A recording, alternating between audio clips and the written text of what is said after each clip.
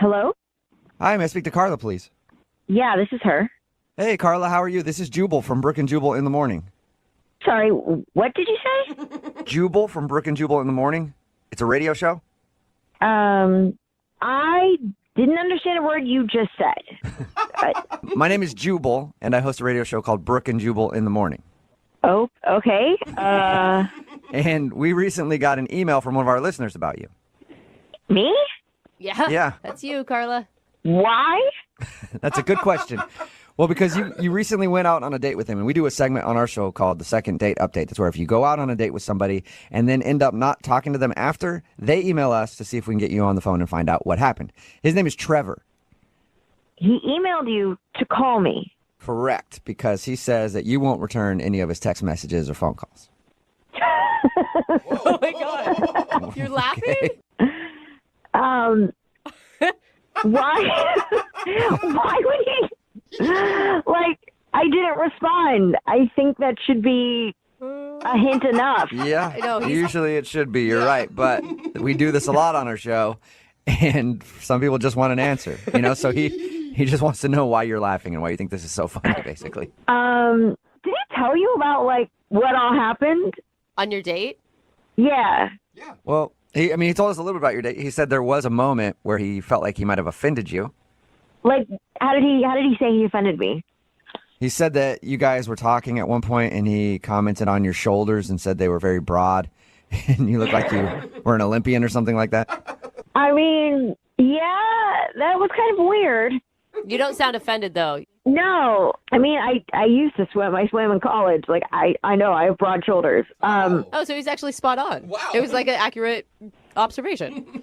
Yeah, but it's kind of a weird just thing to point out on a date, especially on a first date, Yeah. It's not usually the compliment women are looking for. No, usually almost anything but that. Yeah. The eyes, the hair, all kinds of things to choose from rather than focusing on how big your shoulders are. It's not even just how big my shoulders are. It's that they're Olympic sized. But you could understand that he was nervous and he didn't mean any harm by it. I get that. I really just wanted to move on after that comment. Yeah, that's understandable. Past it. What else did he tell you about our date? He told us that was the main thing. He did say at the end of it, you kind of ran to your car. No, he said a light jog. Yeah, he said that you walked outside. You didn't really say goodbye to him. No hug, no handshake, no nothing. And you kind of went from a fast walk to a light jog to your car. I absolutely did. I could get the vibes that he thought it was going a lot better than I liked, and so I didn't want to have to turn him down if he went in for a kiss or a hug or anything like that. I knew it. So I just turned and walked away. I just got to get out of here because I don't want to have the awkward situation of telling him no. And I'm guessing it wasn't just the broad shoulders comment that made you go to a light jog to your car. No, it wasn't. It was, oh my God. So we're sitting, we're chatting, dinner. He's kind of a weird dude. Okay. And then, so we start talking about our pets. I have a cat. And I pulled out a couple photos. I've shown up the cat's real cute. And he starts pulling out his phone and showing me pictures of his bird, his parakeet. Oh. Okay. And it's a lot of them. Okay. All right, so he loves this little parakeet. Well, it's not just love. It's more like an obsession. Okay. All right. Was it every photo on his phone was his parakeet? Almost every photo. Really? All right. Wow. That could just mean that he's lonely, too. Sure. He likes animals, right? Well, he's got all these photos, and the bird has an Instagram page. What? And he's got a Facebook page. Really? Whoa. Yeah. No way. Wow, okay. So It's a lot. So he loves this bird so much that you didn't feel like you wanted to get to know him anymore. I just felt like you probably don't have any time for anything else in your life. Whoa, hey, okay, I take offense to that. Oh. Wait, what is going on? Oh, that's Trevor. I forgot to tell you that, Carla. He's actually on the other line listening and wants to talk to you. Hello. Oh, my God.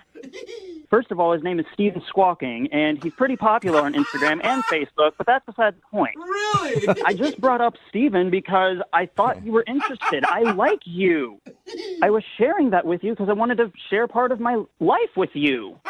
shocked. I didn't think you would knock me down and literally run away.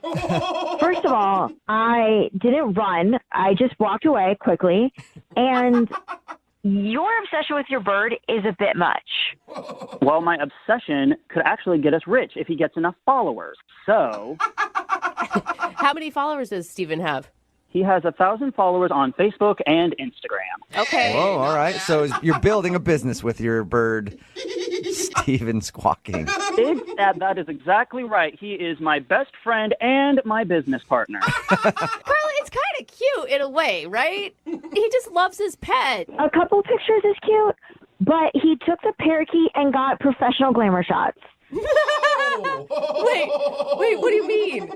Like, he took the parakeet to a studio. They had someone light it, put it in outfits, and take photos and edit and tone them Okay. of a parakeet. What is wrong with that? I care about him. He's my pet. I love Steven. I love him, and I can take whatever pictures I want of him. You know what, Trevor? I really think you need to get a life. I mean, you seem like a nice guy, but you're going a little overboard with this. Get a life? I have a life. Steven Squawking is my life. This is so awkward. It's amazing. And you guys, that's why I didn't call him back. That makes a little bit more sense All right. after Well, that lesson. well, Carla, I'm hoping I can change your mind because I would like you to go out on a second date with Trevor. Will you go out with Trevor one more time? We will pay for it. Are you kidding me? I just told you he took glamour shots of his parakeet. I'm not going out with him again. Huh. That's fine. I don't even want to go on a date with a bird hater. Okay. All right. Okay. All right. So, Well. so we're both in agreement then. You guys don't want to go out with each other. No way. Got it. Okay. That's so much hate over a Well, bird. yeah. I mean, poor Steven in this deal. I wish we could talk to him and get his side of the story, but we can't. I don't think he can talk to us about it. He's not available for interviews right now, but if you check his Instagram, he's going on tour soon. Oh, cool. I'll be sure to DM Steven Squawking and see if I can set it up. Thank you. Brooke and Jubal in the morning. Hello? Hello?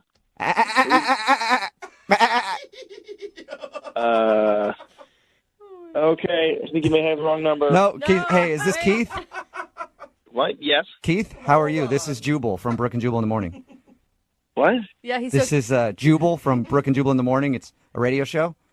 A radio show. Yeah, that wasn't a goat who called you. That was me making a goat sound. I bet he was confused. Okay. I wanted to ask you a few questions about a mutual friend that we have. My mutual friend? Yeah. I don't think I have any friends in radio.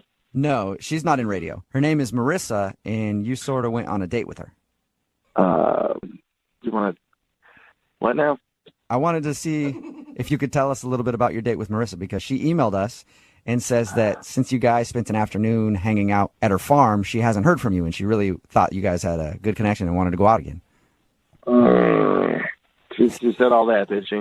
Yeah, she did. It's a lot of groanings. It's a segment we do on our show called the Second Date Update. If you go out on a date with somebody and they don't call you back, they email us so that we can call you and find out why. So A second date? There has not been a second date. No, I know. Yeah. I know. That's what the segment is called. She's basically asking why there won't be a second date. Oh. Did she do something wrong? I don't know. It was okay for a while. It was okay at first as far as dates go. But let's just say it got weird at a certain point. And Was it after you were humped by a goat? she told you about that part too, huh? Yeah, she told us all about it. That was one of the highlights, really. I loved it. No, honestly, that wasn't it. That was actually that was a surprise. Guys. But it ended up being like a funny moment. When she described the date, it sounded so fun. There was a bonfire at the end. You guys made out a little bit. Yeah, I mean, You don't paper- agree, do you? It's like, yeah. on paper it sounds great, and honestly, a lot of it was really cool. I was really interested in her whole farm deal, and getting to swing a hammer and stuff. Do that kind of old school stuff was super fun. Old school It stuff. was great. There was a certain point it got weird. And, just all in all, she's real cool. It's just I don't think I'm ready for everything about what she's got going on out there. So You don't think you're ready for farm life? Like, when did it get weird? Yeah. there was just a moment that happened that has been really impossible to get out of my mind. You have to Whoa. share. It's killing me. Well, it's not killing you. What does that mean? It's killing you. Okay, listen, I'm going to tell you, but I'm not crazy about telling the story. Basically, it came out there. We started pretty quick building this goat pen, which honestly was really fun. It was very like Little House on the Prairie kind of deal. We're like, picking up bench rails and super fun. Okay. After a while, Marissa asked me, are you getting hungry? And I'm like, yeah, I'm really working up an appetite. This is great. She's like, cool, I'll go get some food. And she walks straight over to the chicken coop, and I hear like, a little commotion in the chicken coop. She comes walking out. She's got a chicken, and she's like, sort of walking towards the house, and I'm just watching her go, as you do when there's a girl. She's walking away. Yeah, you always watch, for sure. And as she's walking away, casual as anything, she just snapped the neck of the chicken. Oh, my God. Wait, why? So is you that? watched her murder a chicken. No. Yeah. She just snapped its Well, you neck. guys, it's farm life, man. Yeah, but you don't just kill an innocent chicken. Yeah, Hey, you do if you want to eat innocent chicken, chicken. for I'm lunch. just saying. Absolutely, you do. You pluck it, you cut the head off, and you go to town. Yeah, I mean, maybe that's how it's done, but I never wanted to see it happen, and I never had seen it happen, and I never want to see it again. I'm like you. I just like to pretend that somehow the chicken shows up cooked on my plate. That's how it's born. I don't ever. Yeah. So, like, I know intellectually it was once alive, and now it's a sandwich, but, like, I mean, I see the head of the chicken is pointing the wrong way now. And she didn't even break stride. She just crap, la la la, walking down the way with this, dead feather thing in her hand. Wow, that's it? Wait, who's that? It's Marissa. Yeah, Keith. I should have told you Marissa is actually on the other line listening and wants to talk to you. Well, you did not say she was on the phone right now, dude. I know. Slipped my mind. I'm sorry about that. I completely forgot. But now maybe you guys can talk it out a little bit. I don't know. Listen, Hello? Keith, I knew this was your first time at a farm, but, I didn't think that you were naive enough to not know where a chicken comes from. The stuff on your plate, it gets there. It's not like I sing a little song to it and it goes to sleep and then we have a chicken and recent roast. You know what I mean? That's how it happened. I mean, yeah, listen, hey, I know that happens, okay, but I was not ready to see that, and you gave me no warning. If you had said anything, if you had said, hey, I'm going to go over here and rip the head off a chicken right now, I would have been at least able to brace myself or maybe look away. I probably would have looked away. Oh, come on. You're so dramatic. It wasn't that bad at all. First of all, I was walking away from you. You saw I had a chicken in my hand, and I said, are you hungry for dinner? You can't connect the dots on that one. Honestly, I thought you were going to get some eggs. I wanted an omelet. He's like, makes sense. He's like, she's got a chicken. Clearly, she's planning on making an omelet. Keith, Yeah, it's not like I massage its butt and it gives me eggs. That's not how it works. Dude, am I the only one here that's actually really impressed by Marissa? If anything, Keith, I think you should be turned on. I mean, a woman who can take a chicken from life to death, pluck it, and serve it to you for dinner is impressive. Thank you. I mean, if we were like, caveman times, I got a debit card. That's how I go and hunt things, I don't have to go I don't have to put on rubber overalls before I do it. rubber overalls sound amazing. I need to know where to pick those up. It's just crazy. You go and you eat chicken all the time, right? Why is this an issue? I used to. Oh, right. So now you're a vegetarian because of this whole thing? No, but Then you're just a hypocrite. Marissa, this is not like something in my head or I'm thinking about it and my principles. It's it freaks me out. It freaked me out. I don't know if you noticed. But I did not eat any chicken that night. I could barely look at it because I saw what happened to it. And that night I was sleeping on the couch and I'd start to drift off, and then I would just see you just snapping that thing's neck. Oh my God! You hear that, it was Marissa? a horror film. Keith didn't call you back because he thinks you're a monster. Oh, my God. Honestly, I thought it was going to take. It has taken me longer than I thought to start to get over it, and I have not touched chicken since. I can't. I don't even like to smell it. It freaks me out. Well, I can tell you it looks a lot worse if you're eating a pig or a cow. Oh, God. And here's the thing. I mean, the way Marissa did it, she probably had a name for the chicken. It lived a good life. You should be grateful for... Well, that makes it way worse. Come on. That's terrible. It makes it like it's a pet, like a puppy or something. Oh, no. For your information, her name is Sophia. Oh, no. Oh. There you go, Keith. God, great. Now I'm going to be having nightmares of Sophia's neck getting snapped. Thank you. Well, Keith, I have to ask the question. I think I know the answer. But would you like to go on a second date with Marissa? We will pay for it. I gotta say no. No. Dude, Sophia. Marissa, you are better off. You don't want a sissy city boy anyway. No complaint here. Oh, man. All right. Well, Marissa, there you But the issue was, like, he could have at least said something. Yeah. Keith, you never even said anything about it being an Yeah, issue. Keith, you could have handled it exactly how I would have handled it if I saw that. If I saw her snap that chicken's neck, I would have screamed and ran. I would have done it. Brooke and Jubal in the morning. Hello, Hi, can I speak to Connor, please? this is Connor. Connor, how are you? This is Jubal from Brooke and Jubal in the morning. I'm sorry. You said your name is Jubal, Yes. and what? Huh? Yeah, now you're confused. Jubal from Brooke and Jubal in the morning. It's a radio show. All right. And you're calling me why? I'm calling you because we got an email about you from one of our listeners, and they asked us to give you a call. I don't understand. I'll explain it for you. So we do a segment on our show called the Second Date Update, right? It's where if you go out on a date with somebody and then end up blowing them off after, they email us to see if we can get you on the phone and find out why you didn't call them back. Okay. So what does it have to do with me? I don't get it. Because you recently went on a date, sort of, with a girl named Abby. Yeah, but I don't want to talk about that. Is there anything else that I can help with? Hang on one second. Like, Abby asked us to call you because she wants to know why you won't get back to her. She said she had a really fun time with you and thought you guys had a great connection and chemistry and everything else.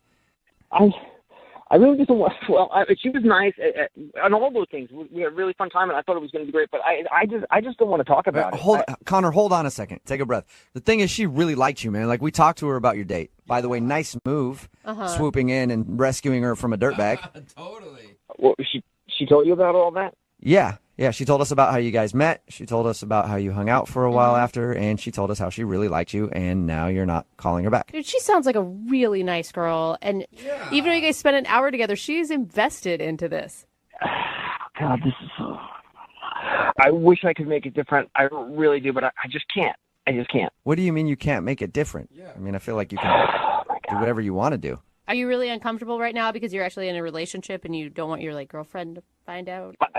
That's not it at all. That's not it at all. I just she was really nice. She was really sweet. It just wouldn't work out. Hold on a second, Connor. If you're saying that she's nice, sweet, and you're available, don't you think you owe her an explanation in telling her why you're not getting back to her? I mean, did you just not like her? No, I totally liked her, but I like the way my face looks more. What? Huh? You like the way your face looks more? Oh my God. You want to date yourself? What are you talking about, man? You're like rambling right now, not making any sense. Okay, all right. She obviously told you guys how we met, Yeah, which again, nice move. and we hung out afterwards. And after the date, I'm going home, and I'm walking up to my apartment, and I get confronted, attacked by douchebag What? who she was with at the first place. What? Are you serious? Wait, Tinder date douchebag? Whatever the hell his name is, the knuckle dragging frat boy douche follows me home, telling me that I'm not allowed to talk to her, I'm not allowed to contact her. If she contacts me, all this stuff is going to happen to me. Whoa. Psycho. Wow. Dude. I mean, he pushed me, and he was trying to get physical, but he was 10 times bigger than me, and I'm just oh man, I got to talk my way out of this. You know? What did you my say God. to him? I just said, look, I just met her for the first time. She asked me to get her out of there. I didn't know what your relationship status was or anything. And he's swearing and cussing at me, and he's ready to blow a gasket. And he's like, that's my effing girlfriend, and you don't talk to her. Wow. Wait a minute. That's crazy. So That's so crazy. do you think that was actually her boyfriend? I don't know. I met her for the first time. All I know is that this dude knew where I lived, followed me home, and I'm not going to mess with him. Dude, that's not her boyfriend. That's some psycho Tinder guy. If it was her boyfriend, she wouldn't be contacting us to put all of her business out on the radio. Oh, we don't know that for sure. We have had a lot of weird things happen. It could be her boyfriend of 7 years, and we had no idea. I know how we can find out, though. Yeah, you can ask me. Okay, good. Thank you, Abby. Huh? What's going on? Connor, that's Abby. She's actually on the other line listening and wants to talk to you. She's on the phone? Yeah, why don't you talk to her and find out the information for yourself? Yeah. Yeah, Connor, hi. Is this dude your boyfriend or what? No, he's absolutely not my boyfriend. Everything I told you is true. Realistically, it doesn't really matter because this dude knows where I live, and he wants to kick my ass, and I don't want any part of that. Connor, that is so cowardly. You're going to let this guy not date a girl that you're interested in because you're afraid of him? What? Abby, you saw this guy. He's huge. I mean, I can't believe that you just called him cowardly. I'd be scared poopless, too. But if you really like someone, it shouldn't matter. Why are you so nonchalant? Why are you so nonchalant about your Tinder date being so crazy? There are a lot of crazy douchebags out there, but I am more concerned about Connor. He was willing to, protect me when Tinder guy wasn't there, but when he is, he just, backs out. I don't understand. Wow. How am I the bad guy here? I almost got my ass beat. Connor, I'm not saying you're a bad guy at all. I'm just saying if you're going to be a man, then be a man the entire time. Ouch, Abby. Yeah. That hurt. That hurt me listening to it. Yeah. I don't understand how I'm being hurtful. I just need him to man up. Man up. I mean, I met you and talked to you for an hour, and I just wasn't ready to get beat up for you. Abby, it sounds like you're more interested in two guys fighting over you than you are in actually dating Connor. No, I really, really, really like Connor. It's just confusing to me because he was my hero that night, and a hero doesn't back down to a bully like he's doing right now. I'm just so confused. I didn't want to back down, but I did. That happens a lot. Sometimes you're confronted with something like, I don't want to back down from this, but you know what? I'm going to. Bye. Well, Connor, let me ask you this. Would you like to go out on a second date with Abby? We will pay for it. Maybe we can even hire a security guard to come along with you if you need it. You should go, Connor. Abby, I really do like you. I mean, I am a little scared of this guy, but you make some excellent points. Maybe I need to stand up for myself a little bit. Yeah. Yeah, I think you should. So is that a yes, Connor? Will you go out with her again? Well, he probably can't take both of us, so yeah, let's give it a go. All right. Abby, if he does, you're going to throw Abby in front of you. Yeah, for sure. Use her as a shield. Abby does sound scrappy, I will say that. Abby, do you want to go out with Connor again, even though he let you down in the manly department? I would love to go out with Connor again. Yay! And Connor, I can really help you be tougher. We can take Taekwondo class together. Or, Abby, great idea. You guys go to a bar on your next date, and then you just mouth off to people left and right. I'm sure eventually somebody will want to punch Connor in the face. Brooke and Jubal in the morning. Hello. Hi, I was looking for Crystal. Speaking. Who's this? Hey, Crystal, how are you? This is Jubal from Brooke and Jubal in the morning. I'm fine. Who is this again? This is Jubal from Brooke and Jubal in the morning, the radio show. Did I win something?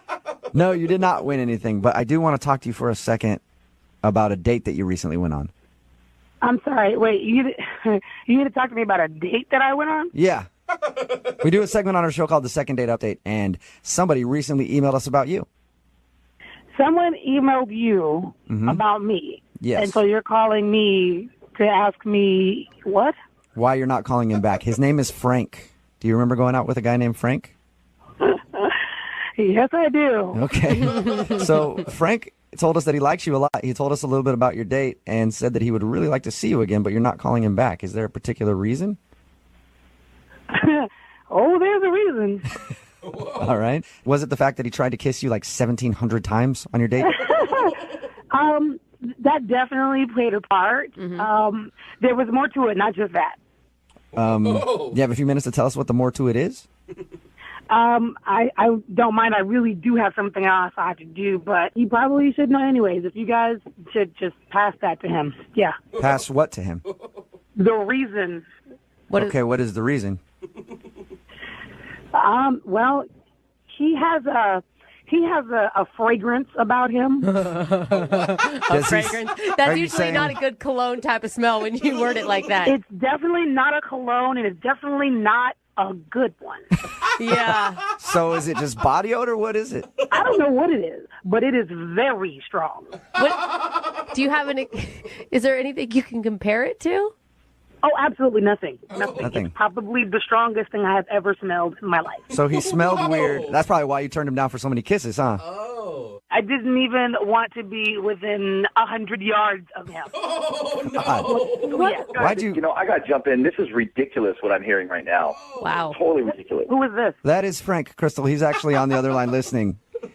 Yeah, and I'm not happy. So wait a minute. You had him on the phone the whole time, and we're just sitting here? Yeah. I was going to tell you that a little later, but then Frank decided to jump in, so. Great. Here we go. No, I can't believe you're saying that. I don't smell.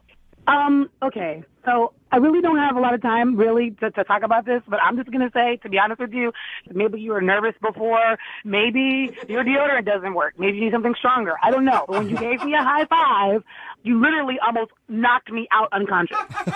Whoa. What? True story. True story. So if you're wondering why, that is definitely the reason. You probably should bathe thoroughly before a date. Just saying. I have nothing else to say. It's pretty clear. I thought it was clear that I was like 9,000 cars away from you when you tried to give me a kiss. So I'm really done. You don't sound remorseful. Like, you're not being very nice about approaching his smell, though. Because it's ridiculous. And honestly, I'm not going to sit here on the radio. I'm already blindsided by being on the radio already. And it was very clear that I wasn't really interested after he tried to kiss me 411,000 times and I said no. So, and now since he's putting me in a position, now I have to be firm to let you know, if we're looking for a second date, an 11th date, a 12th date, 1,000th date, it's the exact same reason. It's no all day long. So there we go. I have to go. Sorry, guys. Thanks for calling. I got to go. Bye. Whoa. That was direct. It's pretty, blunt and to the point. Yeah. Hey, Frank, I don't think you're getting a second date. Ouch. Has anyone ever commented on your smell before, Frank? Okay, look, I'm going to give it to you guys straight, all right? I'm not like one of those sissy boys that walks around smelling like freaking cucumbers and strawberries, okay? That's not me, and that's just not what I do. You know, I don't shower every day for a reason. It's unhealthy. So if that's what she's referring to... Wait, did you say you don't shower every day? Yeah, I mean, it's scientifically proven that if you shower every day, you're stripping your body because the skin is a protective layer, right? It's not meant to be washed off every day or scrubbed off every day. He's actually right. You know? So, Yeah, We're I've heard obsessed those, in this country I've heard with- those studies, but you know what? I still take like 3 or 4 showers a day because I don't give a shit. I'd rather not smell. You don't smell if you don't shower for 1 or 2 days. Oh, no, you do, Brooke. No, whatever. Believe me, I will I shower work- twice a week. That's plenty. I work with you. Trust me. There have been some occasions where I'm like, whoa, somebody's a little ripe today. It's fine. It's not like I smell. I don't smell like ass. It's just natural musk. It's human pheromones. Smells like a man. There are women that are attracted to my pheromone type. It's been proven. I mean, I know women that gravitate towards me just because of my natural smell. Maybe. It's a Frank smell. It's me. The Frank It's smell. a Frank smell. Oh, the Frank. How often do you shower then? I mean, I feel like I have a calendar, but maybe every 10 to 14 days or so. Okay, that's even a lot for me. Yeah, I'm not going to lie on that one. You have to smell a little bit Yeah. then. He's fully embraced the What? theory. Listen, it's just me. It's natural. It's naturally Frank. It's just my scent, guys. I have a scent, just like everybody does. Yeah. Okay, well, I guess that's why she's not calling you back. She didn't like your scent. Yes, I just have to leave it up to a woman that gets it, man. This is a tough town, guys. It really is a tough town. Tough town. Showers way too much. Yeah. Or maybe that's why women aren't talking to you in the bars when you go out. You ever think of that? Yeah. No, this is a one-time thing. I've never heard somebody go off like this about my smell. Crystal obviously is just off her rocker. She sounds crazy to me, but you know what? No matter what, it is a second date update, so I have to ask the question. Hey, Crystal, even though you hung up, would you like to go out on a second date with Frank? We will pay for it. No, I don't want to because Frank smells funny, stinky. Are you sure? Frank, do you have anything else to say to Crystal? Yeah, I don't want to go on a date with her either. Yeah, so well, it's you're all good. stupid. You stinky. You smell. I don't like you either. Oh, my God. Brooke and Jubal in the morning. Hello. Hi, can I speak to Ren, please? This is she. Hey, Ren, how are you? This is Jubal from Brooke and Jubal in the morning, the radio program. I'm sorry. I think you have the wrong number. No, I'm pretty sure I have the right number, Ren. There's not a whole lot of Rens, and I was given your number by a guy named Adam to call you today. What? Yeah. Adam is a listener to our show, and he says he recently went out on a date with you, but you're not calling him back, and he asked us to see if we could get you on the phone and ask why. How do you know him? He listens to our radio show. Adam wanted us to call you to ask if he did something wrong on your date or there's a particular reason that you don't want to see him again. I don't even really know how to respond to this. I know Did it's he talk to you about this? He did. He told us that you went out for coffee and he said that he was a little late and he actually feels bad because he thinks that he may have been a little upset from a traffic incident and he wasn't very attentive to you on your date. Oh my God. Oh my God. Is that a pretty accurate description? Yeah, I would say so. I get this is what you guys do, so I don't mean to be disrespectful at all. I'm just kind of like, No, oh my God. It's fine. I appreciate you taking the time out to talk to us. We just want to pass along a message to Adam and give him your perspective on the first date. Yeah. Yeah, I can talk about that. My experience with Adam was very limited, and I'm not a very confrontational person. Mm-hmm. And he was very, very angry, and I think that the first 10 minutes of the time that we very, very first were introduced to each other, it was really just all about this driving experience he had being so frustrated with this other person. Was he like cussing and stuff when he was explaining it to you? Yeah, I mean, it's not like it was so over the top that I would have need to have left, because I would have done that if it was really, really that bad. If he was. That's what I was going to ask you, Ren. I was going to ask you if at any point you were scared for your life. No, I wouldn't say that. It really wasn't like that, but it was pretty intense. Even when he finally went to go get us some coffee, which he did, finally pull himself up to be like, okay, I'm going to go get us some coffee. But pulls himself together. Even in that moment when he goes to order the coffee, I can hear him from all the way at the other end of the shop, and he's ordering, and he just sounds aggressive. So was he like yelling at the barista and stuff like that? I'm picturing him just tearing up this Starbucks or wherever you're at. No, it really wasn't like that. It wasn't like he was unkind toward the people around him necessarily. It's just the manner in which he was dealing with things. It was just like pent up. When somebody's really upset about something, and even though they're doing something normal, it's in an abnormal way. Mm-hmm. And here's the other thing that was tough. It was manifesting in like sweat. Oh. He was so mad that he was sweating? Well, I don't know if he just sweats, if that's a thing, independent of what was going on, but it seemed like it was fueled, or at least like made a lot worse by his emotional space. Ren, it's called hyperhidrosis. It's because people who can't control their sweat glands. Okay, they sweat a ton. Maybe he has that. How do you know this? So you don't want to see him again because he's an angry, sweaty mess. It's not just that he was sweating a lot and being angry. He was sweating profusely, like the palms of his hands. There was sweat dripping down him and then collecting like under, I'm trying to think of the right way to say this, man boobs, Oh gosh. He sweated out his whole shirt? Like dark, just covered in sweat. Oh man. It stains, boob stains? Yeah, that's bad. If he's pitting out a little bit, that's kind of like, whoa, man, you sweat a lot. But if his whole shirt was sweated out. I don't think that's being... That's what I was concerned about, because I know that when I'm upset, like, I'll sweat a little bit, and that's normal, but it was low. It was so much. I'd be curious to find out if it's an issue or if it's just his anger that makes him sweat like that. Aren't you curious to at least know? Honestly, maybe he's a really great person that just had a really bad day, but I just don't want to deal with it. Okay. I really don't. That's cool. Thank you for giving us an answer. I appreciate it. But I really need to find out about this sweat, and that's why I'm glad you're still on the phone, because Adam is also on the phone and heard everything you just said. Oh, my God. Are you kidding me? No, I'm not. I'm sorry. Hi, Ren. Oh, my God. First of all, I'm really, really sorry. Look, this is really, I'm sorry, and then I'm also, like, annoyed to be put in this situation. But I am sorry if you heard things that I said that are unflattering. Oh, my God. You don't need to feel bad, Ren. Pretty much everything you said is true. Oh, no. I mean, I can kind of explain the sweating thing, the anger stuff. The sweating thing, let's start with that. Point one. So, I mean, I threw a hoodie and a coat on, and it ended up not being as cold out as I anticipated.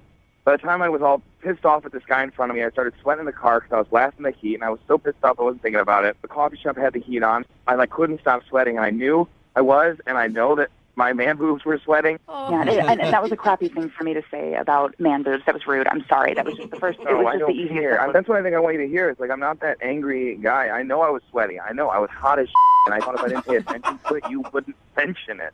Like, I was so lost in that date, and like, I didn't know what to do, and I went home and showered right away. I was looking in the mirror, and like, I literally was mortified by myself because I was really excited about this date, and like, I never tell friends about going out with anybody, but for some reason, I was kind of stoked on you, and I just crashed and burned, and I kind of do that a lot in life, and I just want you to know that I really am sorry, and as far as you and I are concerned, like, I'd love one more shot, just one more chance to maybe sweat it out with you and sweat it out. Hey, Ren, would you like to go out with Adam again? I will pay for a second date. We can send you guys to a spin class or something where sweat is supposed to be there. And would you maybe give him another shot to see if he's not so flustered this time? He can do a better job. Adam, I'm like, this is awkward, and I just want to say I appreciate you eventually being honest. I think that what I would have preferred is if you could have communicated this to me not on a radio station, because you did contact me and you didn't really ever just come out and say. I totally get it, Ren. I mean, as crazy as I was there, it's probably crazier that I ended up on the radio with you right now. But I tried calling and I texting you, and, you never got back to me. And so, I felt like this was my last option of how I could get a hold of you. Ren, will you do it? Will you go out with him one more time? Come on, Ren. We've never had anyone be so sincere. Will you drive, please? Just so we're... It's funny. All right. Okay. All right. Yeah. One more day. Nice. All right. Ren, thank you for your time. Adam, congratulations. You got your second date, man. Thank you, guys. Ren, this is going to be great. I promise you. I'll see you soon. Adam, 2 words before your next date, all right? Gold bond. Okay? Brooke and Jubal in the morning. Hello? Hi, is this Alicia? Yes, this is she. Who's this? This is Jubal from Brooke and Jubal in the morning. How are you? What was that last name? Brooke and Jubal in the morning? That'd be a weird last name. It's a very long last name. What? My name is Jubal, and I host a radio show called Brooke and Jubal in the morning. Brooke is here. Hi, Alicia. Jose is also here. Hey, what's up? Okay, so there's 3 of us on the phone right now, and it is a radio show, like I said. Okay. Hi. The reason I'm calling you is because one of our listeners actually emailed us saying that he'd like us to call you. That's odd. It is kind of odd. Everyone agrees with that. It's a segment we do on our show. It's called the Second Date Update. So you recently went out with a dude named Michael. Oh, great. Great. That wasn't great. Awesome. Yeah, and Michael sent us an email because he's tried to reach out to you, but you're not getting back to him, and he wants to know what he did wrong. He's broke. Okay, that was blunt. We knew that, though. You're upset that he couldn't pay for the date? Hold on. How do you know he didn't pay for the date? Oh, because we talked to him. He told us about your date, and he said that he had a gift card that wouldn't work, and then he tried to use his mom's credit card. That wouldn't work, and then he couldn't call you an I'm Uber. sorry, say that again? He uses what? He used his mom's credit card? Oh, that was his mom's credit card. Oh, you didn't know I that? didn't know that. I didn't know you didn't know that. Sorry. Oops. I knew that he used a credit card. I just assumed that it just declined. No. Yeah, no. I didn't mean to put him out there like that, Oh, but yeah, it's his no. mom's credit card. Now you're laughing harder at the situation. I mean, I thought he was broke, but I didn't know he was borrowing your mom's credit card kind of broke. Yeah. It's a different level. Was that just a big turnoff to you? Completely. I've dated tons of guys that have a lot of money, all right? I've also been on the flip side and dated guys that have not that much money at all. Aren't they the worst? You know? They're terrible, aren't they, Alicia? What's wrong with dating poor guys? Let me say this. Right now, for me, in my life, I cannot date anyone that is living check to check. I mean, how can you go on a date and not have any money to pay for it? Well, what if he had a good reason for that, though? A good reason to have zero money? That's not the type of guy I need in my life and I want to go on a date with. But don't you think it's like, I don't know, we're modern era. Women should make their own money. I do make my own money, but you're not going to ask me on a date. I show up, and you have all this fun, and we keep doing more and more, and you can't pay for anything at all? Okay. Yeah, I mean, I guess it's like, I make my own money, but I would also like to be with someone else who makes their own money. Yeah. Then we can both have our own money together. That's exactly what I'm talking about. That's what I need. But I don't blame him for not having any money. I just don't want to date a guy like that right now. Okay, well, but what if he... Wait, Alicia, I do have money. Wait, what was that? Oh, that's Michael, who couldn't wait until we called him onto the phone, Michael. Hi. Oh, my God, Michael! The Michael I went on a date with? Yeah, he was actually on the other line listening and wants to talk to you. What? Yes, Alicia, I'm sorry. I did call these people, but that night I just had a bad situation. I was trying to contact you to tell you, but you weren't picking up at all. You weren't doing anything. You just ignored me the whole time. Michael, you were trying to pay with your mom's credit card. Well, you didn't know that it was my mom's credit card. You're just finding out today. So That still doesn't matter. I couldn't even get an Uber home. well, let me explain at least, all right? There's nothing to explain. You took me on a date and didn't have any money. The reason why I didn't have any money is because all my stuff got stolen right before the date. I was at a coffee shop, left my stuff out, somebody stole it, and I turned around for like 2 seconds, and the next thing you know, everything's gone. I don't believe him. What? You don't What do you believe mean him? you don't believe him, Alicia? Really? All your stuff gets stolen right before the date, and then you still got on a date? I do have money. Matter of fact, I'm going to have some really soon, as soon as my mom dies. What? What? What did you say, Michael? I said I'm going to have a lot more money as soon as my mom dies. I mean, You're going to have money when your mom dies? What are you talking about? Is she sick? I mean, no, she's fine. She's really fine. What? Just, eventually I'm going to have money. She collects antiques. What is wrong with you? What is exactly, Alicia? What is wrong with you, Michael? Your financial status is dependent on whether your mom lives or dies. Oh my God! I mean, there's no weather to it. I mean, she's eventually going to die. We're all going to die. Oh my gosh! I mean, I'm just saying, when she dies, I'm going to inherit, her antiques, and I'm just going to sell them off. Wow! You've got some serious issues. I mean, I'm not saying I want her to die. I don't know, God forbid she dies anytime soon. I'm just saying eventually she's going to die, and I'll have money. Eventually, I'm going to come up on some antiques, Alicia, and then you can have some of that antique mommy death money. Oh my God! So gross, dude. And Michael, you are broke. That's what broke people say. Your mom's money is not your money. I mean, not yet, but in 20 years, I'm going to be rich, and you're going to sit there regretting that you didn't give me a second chance. Yeah, Alicia, you hear that? You're going to regret it. So, would you like to go out with Michael again for a second date? We will pay for Absolutely not. We will pay for it. We'll pay for it for now until he gets that antique That cash. antique money. Yeah. God. No, I'll pass. I'm good. Are you sure? You Oh my could be the gosh. queen of Michael's antique kingdom. No, thank you. I think someone else could be that lucky woman. You Not know us. what, Alicia? I gotta applaud your ability to read red flags. I didn't see him coming. You did. What are you talking about, red flag? My stuff was stolen. Look, Michael, I know you're having a rough time, and I feel for you. And I'm not having a rough time. I'm just having a bad week. But life is about to get really good really soon. Really soon? I thought you said... yeah. What do you mean, really soon?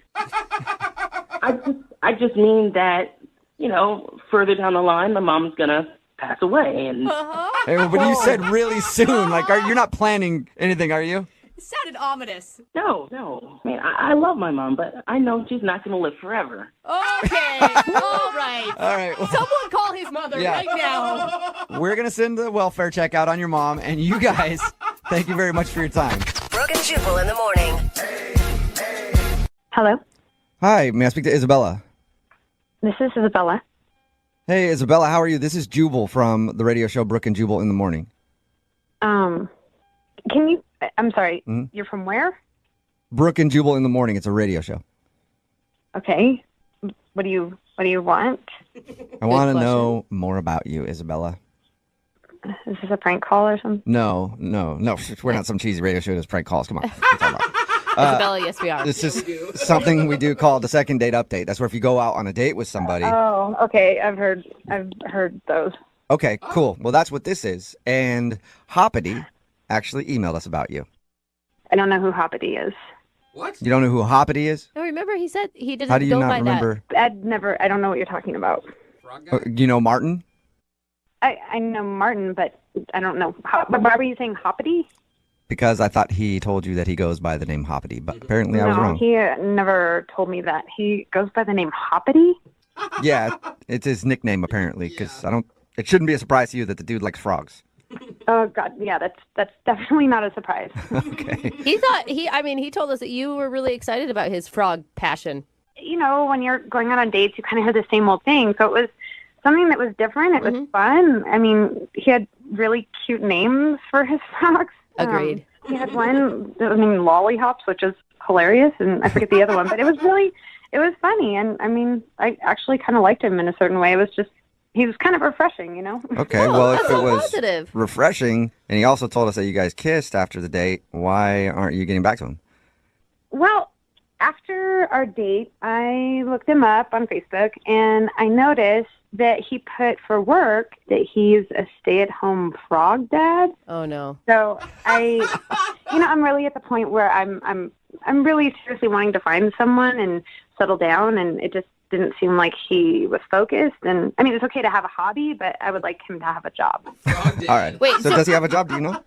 He only talked about frogs. So you don't think it was a joke? You think that he's unemployed? I mean, I'm pretty sure he doesn't work, and by the look of his pictures, it was literally just different frogs. So, Maybe the frogs are his his pictures friends. on his Facebook page you're talking about. yeah, pictures of him with his frogs, like doing things. Like doing what things? There was one of him like cooking with them. There was one of him like playing his I don't know, like games with them. I don't know. It just seems like those are his friends. Just to be clear, the reason that you're not calling him back, is it the frogs or is it the fact that you think he doesn't have a job? Like, which one is most important to you? Just so we can tell him. I mean, I think it's the job. I feel like it's all of it. If I was you, it'd be like the whole package of that. Well, I think he's quirky, and that's not a bad thing. It's refreshing, but I just want him to have more balance in his life, more, just a job, friends, and frogs. You know what I've always wondered, Isabella, and I've never heard the answer to this. What? Because they do studies to find out how much housewives would make if they were getting paid. How much money should he be getting paid as a stay-at-home frog dad? That's not a thing. And I think we can get the answer because Martin is on the phone listening to this conversation and wants to talk to you. He's on the phone right now? Uh-huh, yep. Oh, my God. Martin? Yeah. Hi, Isabella. Martin. Hi, Martin. Oh, this is awkward. Yeah. You looked me up online? Yeah. What is a stay-at-home frog dad? I mean, I just have a passion for frogs. I thought stay-at-home frog dad was just kind of funny. That's why I said it. That is kind of funny. Yeah, I don't really know how much you heard, but I mean, when I saw that was kind of the thing that I just thought, oh, I had fun on our date, and the kiss was nice, but I'm looking for something more serious, and I don't know that I can build a future with somebody who's a stay-at-home frog dad. Oh, but come on. I mean... So I just want to be clear. Is the reason you didn't pick up my calls or respond to any of my messages because you didn't think I have a job? I mean, is that not true? I mean, do you have a job? No. You don't. Okay. Wait, hold on. I thought you were going to be like, oh, yeah, I am a lawyer. Are you like in between jobs or something, Martin? Are you looking? No, not at all. I'm not looking for any work right now. How are you eating? Are you alive? You're not killing your frogs and eating them, are you? No, and that's not a really funny joke. I'm sorry. Okay. Sorry, Watch it, Jubal. sorry, Hoppity. Yeah, but Martin, really, like, what's your plan, man? Well, here's the thing. A couple years ago, I made this app, and I sold it, and I made a whole bunch of money. And yeah, I don't have to work. That's why I don't have a job. I don't have to work for a while. Oh, so you're just taking time off to hang with your frogs? Yeah, I mean, like I told you, it's my passion. So now I actually have time to do it. Take care of them. Okay. So wait, is that a change? I think you just changed your tone there, Isabella. Well, I mean, Martin, I wish you would have, brought it up on the date. I had no idea that you even built apps. I didn't really learn anything except about your frogs. But I mean, had I known this, it would have, I don't know, I would have taken you more seriously, I guess.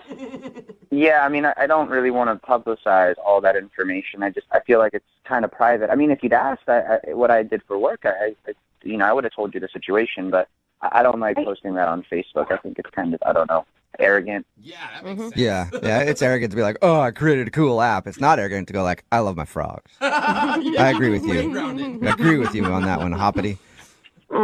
Man. Okay, well, I feel kind of like an idiot. How do you feel, Hop? I mean, Hoppity, are you mad at her for judging you, or do you understand where she was coming from? I'm not mad. I guess I just wish she'd asked if it was that big a deal to her. Yeah, that's true. Instead of making her own judgments. Mm-hmm. Well, I think that you were so excited about your frogs, and it was so different for me that I actually genuinely liked hearing about your frogs, and so I think we spent most of the time talking about that. So, but after the date, I did want to know more about you, and Well, I'm really glad to hear you say that, Isabella, because anyone that's going to be a part of my life has to, like my frogs, and my frogs have to like them. If that weren't the case, it might be a bit of a deal breaker. Well, at least we got that very important thing taken care of, that you're appreciative of his frogs. Isabella, would you like to go out with Martin on a second date? We will pay for it. Yeah, I would. I will say she has from the start said the frogs are fine. That's true. And you even did the frog voice on a voicemail to her, and she was still okay with that. Yeah, no, actually, I thought that was kind of cute. I laughed. I listened to it twice. Hey, good. Listen to All it right. twice. Hey, Martin, this would be the time. Remember we told you to dial back on the frog voice? This would be the time to throw it in there. You like the frog voice? It sounds nothing like Oh my god. You're silly. Hop along. What is your name? What is your name? Hoppity? Hoppity. Okay, Hoppity. Hey, I like it when you say my nickname. That kind of makes me feel good. Uh-oh. All right. I am So weird. I'm getting way too turned on by the second date update, so we have to end this right now. Congratulations to both of you guys for getting another date. Yeah. Well, guys, I mean, I never told you officially whether or not I'd go out on another date with her. Oh. Yeah. Good point. that's a Yeah, good you didn't. point. I was assuming. So will you go out with her again? Are you kidding me? Yeah. Oh my god. All right. I think there's a match made in heaven. Yeah, I think it is. Yeah. All right. Congratulations, you guys. Brooke and Jubal in the morning. Hello, Hi, can I speak to David, please? this is him. Hey, what's up, man? How are you? This is Jubal from Brooke and Jubal in the morning. Who's that? Jubal from Brooke and Jubal in the morning? I'm sorry, there's no Jubal here. I think you have the wrong number. No, I am Jubal, and I'm calling you David. Oh, okay. I don't know what you're talking about, but We're calling you today because we recently got an email about you from one of our listeners. okay, that's a little weird. Do you want to know who? Do you want to know who? Yeah. Do you want to know who? Do you want to know who? He said yes, Jubal. Because I know Yes, who. I do. Okay, her name is Danielle, and you actually went out with her on a date. Oh, I know her, Oh. but why would she email you? Well, we do a segment on our show. It's called the Second Date Update. So you've apparently stopped talking to Danielle since your date, and she's wondering why. Okay, a little awkward, I guess. I don't get it though. Why was it awkward? I guess I got a little weird vibes from her. You got weird vibes from her? Yeah, some red flags came up. Whoa. What kind of red flags? Well, she said that she was a masseuse, you know? Okay. Mm-hmm. Normally, that's not a red flag for most people. Well, most people are like, okay, cool, that's your job. Got a job. More likely, that's like a benefit. I would date a masseuse in a heartbeat. Are you kidding me? Checkered flag. I kind of took it as like maybe a euphemism for something else, What? you know? No. So, No. Wait, I don't know. Could you explain? well, she was like talking about her job, and she was talking about really weird competition that she was a part of, this massage competition. Yeah, you're talking about the massage championship that I guess they have in Denmark. Oh, yeah, you know about that? Not until we talked to her. So we talked to her a little bit about your date, and she told us that information. That's the first time I've heard it. I had no idea they had a championship for massage. Yeah, you believe that? What do you mean, do we believe it? Of course you believe it. I mean, yeah. Massage championship? That doesn't sound like fake to you? There's all sorts of weird things in this world. I mean, for God's sakes, there's like an air guitar championship. But he does have a point. Yeah, it's odd, but it doesn't mean that it's not real. How would you even judge that? It's just the same guy getting massaged over and over again? I have, Even think about that. are you telling me you think she's a liar? I mean, I didn't know if she was lying or not. It was just, that was like the start of the whole red flag segment of the date, and it just got worse from there. Oh, what? So there was more stuff you didn't believe that she told you? Well, it's not so much that. It's like I asked her a couple of times if I could get a massage, and she said that she's a massage champion, so it's going to be $200 for a half hour.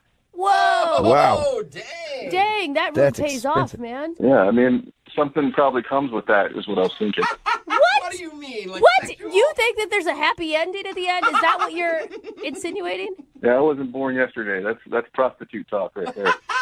So hold on. Is it? Oh, my You God. think you went online and went on a date with a prostitute? What am I supposed to think? What would you have thought? There's a person across the table from me offering me $200 for a half an hour. That sounds like a hooker. Whoa, I have something to say here. Oh. Weird. I can't imagine that you'd have anything to say, Danielle. What is going on here? Oh, that's Danielle. She's actually on the other line and wants to talk to you. Oh, my God. I am not a prostitute. I can't believe that's even an argument right now. I don't understand how you could think that I was a prostitute.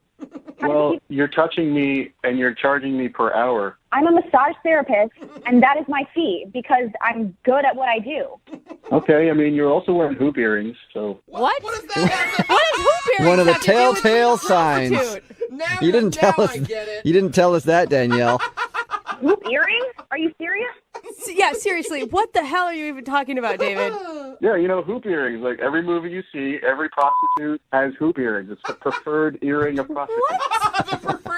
So wait, they also wear high heels and, I don't know, skirts or hair. Yeah, okay. 1 out of 3. David, you're being so ridiculous right now. I mean, you want to look up my credentials? Go Google it. This is a real job. I'm a real person. So there's a lot of escorts out there that have websites, so, I've seen them. David, why are you so hung up on this? I mean, do you really think a prostitute would get in touch with a radio station to call you to go out on a second date? I guess that's a good point. But, there's a girl with hoop earrings who's charging me $200 for a massage. I mean, that's just what I'm going to think in the moment. Okay, David, I'm offended by this. Okay, sorry. That's it? All right, just sorry. Well, you apologize. I accuse you of being a prostitute, but... David, I know that you probably still think that Danielle might be a prostitute, but would you like to go out with her on a second date? We will pay for it. Oh, my gosh. Yeah, I would, actually. Oh, okay. So you've changed your mind? Yeah, I mean, maybe I was jumping to conclusions. I guess there's a part of me that thinks that maybe she's not a prostitute. Oh, wow. David, you really need to slow down on the sweet talk that you're doling out there, okay? Well, there you go, Danielle. Yeah, a little bit of David thinks that you might not be a prostitute. Would you want to go out with him again? I bet you're swooning. Wow, I'm so appreciative. So that's a yes, Danielle?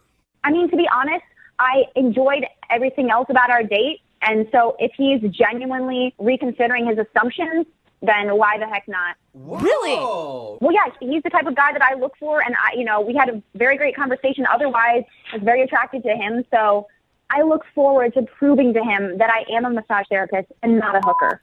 Okay. I always look for the opposite in my massage therapist. Gross. Brooke and Jubal in the morning. Hello. Hey, I was looking for Rick. Yeah, this is him. Rick, how are you, man? This is Jubal from Brooke and Jubal in the morning on Moving 92.5. I'm doing good. This is a radio station? Yes. I'm assuming you haven't listened to us. No. All right. Did I win something? No, you did not win anything, but you do know a friend of mine, and that's why I'm calling you. Okay. Her name is Heather, and you met her recently at a bar. She's pretty good looking. You played darts with her. Yeah. Wait, that's your friend? Yeah, it's a friend of mine, and she was telling me all about, she was telling me about hanging out with you, and still laughing. This is very strange. I mean, you're calling me about a girl I met at a bar playing darts. yeah, that's because she liked you so much. She, was talking about it, and I was like, well, let's give him a call. Would you call her? And I just, because I know her, would you call her a little absent-minded kind of? No, I mean, she knows what she's thinking, which is not much, but she knows it. Oh, come on. So but I wouldn't call her absent-minded. There's got to be something there. Rick, is that the reason that you don't want to go out with her or call her back? That you feel like she's... It was a great time I had with her, and she made me laugh, maybe because she was so ditzy, and she's beautiful. She's a very good-looking girl. But, I mean, she could even say, Barack Obama, and she was calling him, Barack Osama or something like that. Wait a minute. That's not right? Yeah. Exactly. Now I know why you guys are friends, but, All right. So you didn't feel like Heather was smart enough to date? some of the things she said were kind of ditzy, but what I found out later is what really turned me off. What did you find out? I have a small bladder, so I could go pee quite a bit. Oh, and I feel you on that. every time that I went to the bathroom, she was accepting drinks from every single guy in that bar. What? Oh, really? Oh, my God. And I found that kind of rude that if you're with somebody, not that we were together, but, obviously it's pretty obvious that, she was into me and I was into her, and you would maybe turn them down or, not laughing. Why would I do that? That's so stupid. Hey, Rick. That's not rude. That doesn't even make sense because that's what bars are for. Rick? Yeah. Heather is on the other line. I got that. Okay. Yeah, and you know what? Just so you know, another guy that I met is trying to call me on my other line, and I'm not even going to answer it because I want to talk to you. Oh, Yeah, you. Rick. Listen, first of all, you could even maybe look at it like I saved you money, and third of all, I don't even know. I just don't like to be by myself. I have social anxiety issues, so that's not talking to people. But so what? That's what bars are for. That's why you go to a bar to have drinks. Okay, but listen, when you're accepting a drink from a complete stranger, obviously because all he wants is to get laid, that sends the wrong message out. You know, You were a complete and if you're stranger. with I didn't me, meet you until obviously, then. You're into me, and you take that drink. You're really telling me, like, okay, well, it's cool to hang out with you, but oh my God, I'm getting all these drinks from every single guy in this bar. It's so hot. Look at me, yeah. I didn't do that. And when you came back, I gave you all my attention. The entire night, you had my attention, except for when you were in the bathroom. I'm not going to go into the bathroom with you. That's disgusting. Fair enough, Heather. Yeah, Fair enough. Very good point, Heather. The fact that you don't even understand what I'm saying, it just proves to me that you're just not, you're not all there upstairs. Oh. I don't even know what you're trying to say. I don't know what that means, but it doesn't sound like it's very nice, so you. I mean, listen, I didn't say it was like bad at all. I sat on anyone's lap or anything while you were in the bathroom. It did not upset me. It just kind of, it was a turn off for me. Not to mention that you didn't even know who the president is. Yeah, I do. Yeah, what's his name? Brock. Hey, Heather. All right, I'm gonna say from a guy's perspective, it is kind of lame when you come back and a girl that you're hanging out with has accepted a drink from another guy, or you think that she's flirting with other dudes while you're there. It really is. It might not seem like it to you because you're like, whatever, guys are giving me free drinks, I'm gonna take it. I would probably take a free drink too, but I can see Rick's point on this. You just don't take drinks from strangers with somebody else. Period. I can't help that. I don't control what they do or how good I look because I know I look good. Okay. So you know what? It's fine if you don't. I'm not going to beg you to go out with me. Obviously, I can get somebody else. And you know what they say about guys that have tiny bladders anyway. It's not very attractive. Hey, Heather, I can't let you go there, right? I have a tiny bladder too. And even though it might be true, I don't need you pointing that kind of stuff out on the radio. All right? At this point, Rick, I would like to ask you if you'll go out on a second date with Heather. I will pay for it. Yeah, I don't think it's going to happen. I'm sorry, Heather. It's just, you know. Don't be sorry because now I don't want to go out with you. You sound like an awful human being. Just because you're smart doesn't mean that makes you nice. And you know what? You went to that bar alone, which means you can't find anybody else. Hey, Heather, Heather, you're right. Being smart doesn't make you nice. Being hot, though, does. So good for you. You're a good person. I don't have to be nice. I'm good looking. That's what I said. But, you know, I'm kind of glad that I saw that beforehand. I mean, there you go. Thank you, though. Well, I'm glad too. So have fun at yourself, like going to the bar with your, what did you call them, your compadres every couple nights? I call them colleagues, yes. Whatever. Don't talk to me again if I see you there. The compadres. Yeah. And you know what? Next time you get all those drinks, maybe you can give them to me and my friends because you get so many. I definitely feel that there's a love connection here between you guys. At least a lust connection. Yeah, there's something there. Brooke and Jubal in the morning. Hello. Hey, is Danielle there? This is Danielle. Hi, Danielle. This is Jubal from Brooke and Jubal in the morning. I'm moving 92.5. How you doing? I'm okay. Nice. I'm calling you today because somebody sent us an email about you. Really? Mm-hmm. Have you heard our show very much? Do you listen? I'm not allowed to listen to that show. Oh. Okay. Well, I'll tell you. I'll tell you what we do. We do this thing on our show called the Second Date Update. It's when somebody goes out on a date with someone they like, and they're not getting a call back. They email us to see if we can get a hold of them to find out why. So George, a guy you recently went out on a date with, emailed us about you. Oh. He says that he really liked you. He enjoyed going out with you, spending time with you and the whole fam. And he's been trying to get a hold of you for like 2 weeks now, but not hearing anything back. Did you not like George? I don't know. I don't think it's, my family doesn't think it's a really good idea. Your family doesn't?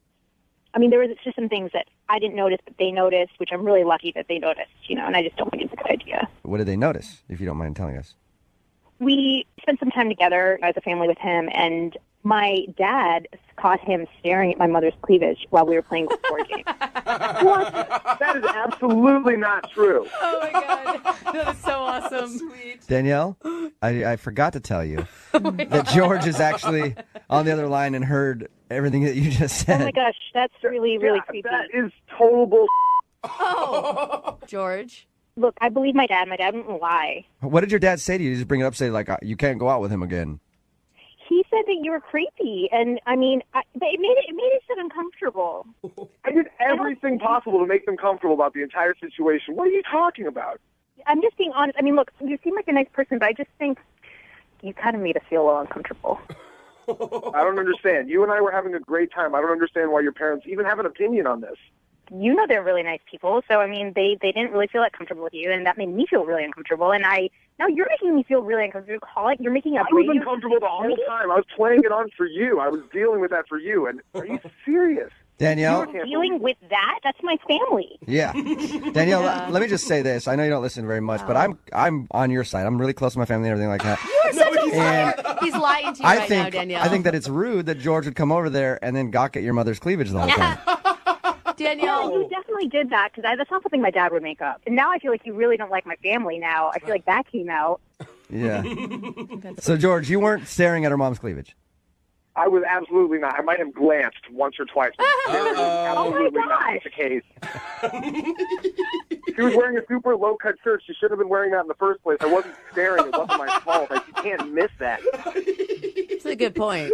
If a woman is dressed like a little bit revealing at all, a guy's going to look no matter what. Yeah. Honestly, at this point, I feel set up. I feel like that whole situation was a setup for me. Well, then you probably shouldn't go out with me then if you feel that way. It sounds like you're not happy either. What else am I supposed to say at this point? Wow, that's a really negative thing to say. I'm really glad that we're not going out again. Oh, man. Gosh, Danielle. This is like a crash and burn. Well, at this point, Danielle, So weird. I would like to ask you if you'd be interested in going out with George again. We'll pay for a second date. No. We'll pay for it. No. Oh, that's too bad, George. They usually end up looking like their moms. Danielle, I'll pay for the whole family. Oh, wow. Like you, your mom, dad, brother, like everybody. We can all go out and take George out to dinner. No, then my family would be really upset they knew I was talking to you guys on the phone. Oh, that's right. She's not even on the list. Yeah, that's right. You're not. All right, then, Danielle. Well, thank you very much for your time. Bye, guys. Bye. Tell your parents I said hi. Oh, yeah. And tell your mom to keep wearing those shirts if Yeah. Jubal comes over. Keep those things out. Ew, you guys are such gross. Brooke and Jubal in the morning. Hello, Hi, is Shauna there? this is she. Hey, Shauna, how are you? This is Jubal from Brooke and Jubal in the morning on Moving 92.5. What's up? Hey, what's up? Not much, just checking in on people in Seattle, seeing if they listen to us in the morning. Do you listen to us? Occasionally I do. It's kind of like a census survey that I'm doing, just, calling random numbers. Oh, your customers is like, okay. Actually, Shauna, are you familiar with the second date updates that we do on our show? Yes, I am. All right. Well, we got an email about you. Oh, God. Somebody is wondering why you're not calling them back. Congratulations. Are you guys calling about Doug? Ooh. Yes. Yeah. Ding, ding, ding. Yeah, we're calling about Doug. The guy that won't get the hint. So Doug told us. Seriously calling for a second date update? I hate that guy. He was a creep. He was crazy. Whoa. Wow. Okay, so what did he do that was so creepy? He says that you guys ended up hooking up and everything. Yeah. Wow. Okay, I don't know what he told you, but it was a completely embarrassing, awful night, and I would rather not talk about it. What? Wait, you Can you better just- set the record straight here. Yeah, can you just tell us what happened? Shauna, if you won't tell us what the big problem is, obviously you don't like the dude. Yeah. Doug? Yeah. Hey, Shauna, that's Doug. Good news. He's actually on the other line listening. Do you want to tell Doug why you won't talk to him? Yeah. Oh, man. Yeah, tell me, Shauna. Okay, well, Doug, when we got home and I was like, no, I don't want to sleep with you on the first date, and I turned you down, you were like, oh, yeah, that's cool, yeah, whatever, I'll just sleep on the couch. Great, you pass out, I wake up the next morning, you're in my roommate's bed. What? Oh, Doug. Doug, you dirty dog, you. Doug! That is a flat-out lie, man. What? It's really not, you I can call Leslie and have her back me up on this. Is that your roommate? Who the hell is Leslie? She's my roommate, the one you ended up in bed with. So your roommate hooked up with him, Shauna? No. She woke up the next morning and there was this creepy guy in her bed, and we both just kind of like, ew, get out. He just crawled into bed with her. So we shoved him out and put him in a cab, and I never wanted to talk to him again. Doug, do you have any memory of this? Like, how drunk were you? There's just no way that could have possibly happened. Hey, Doug! Shauna, can I put you on hold real quick? Can you give producer Boyd your roommate's phone number? Can we call her? Will she talk to us, Nick? Yeah. Oh, my gosh. Yeah, I think she will. All right, I'm going to put you on hold then, okay? And Hey, give him the number. Shauna. Hang on. We'll talk to Doug while you give him the number. All right, Doug, Yeah, man. you don't remember any of that.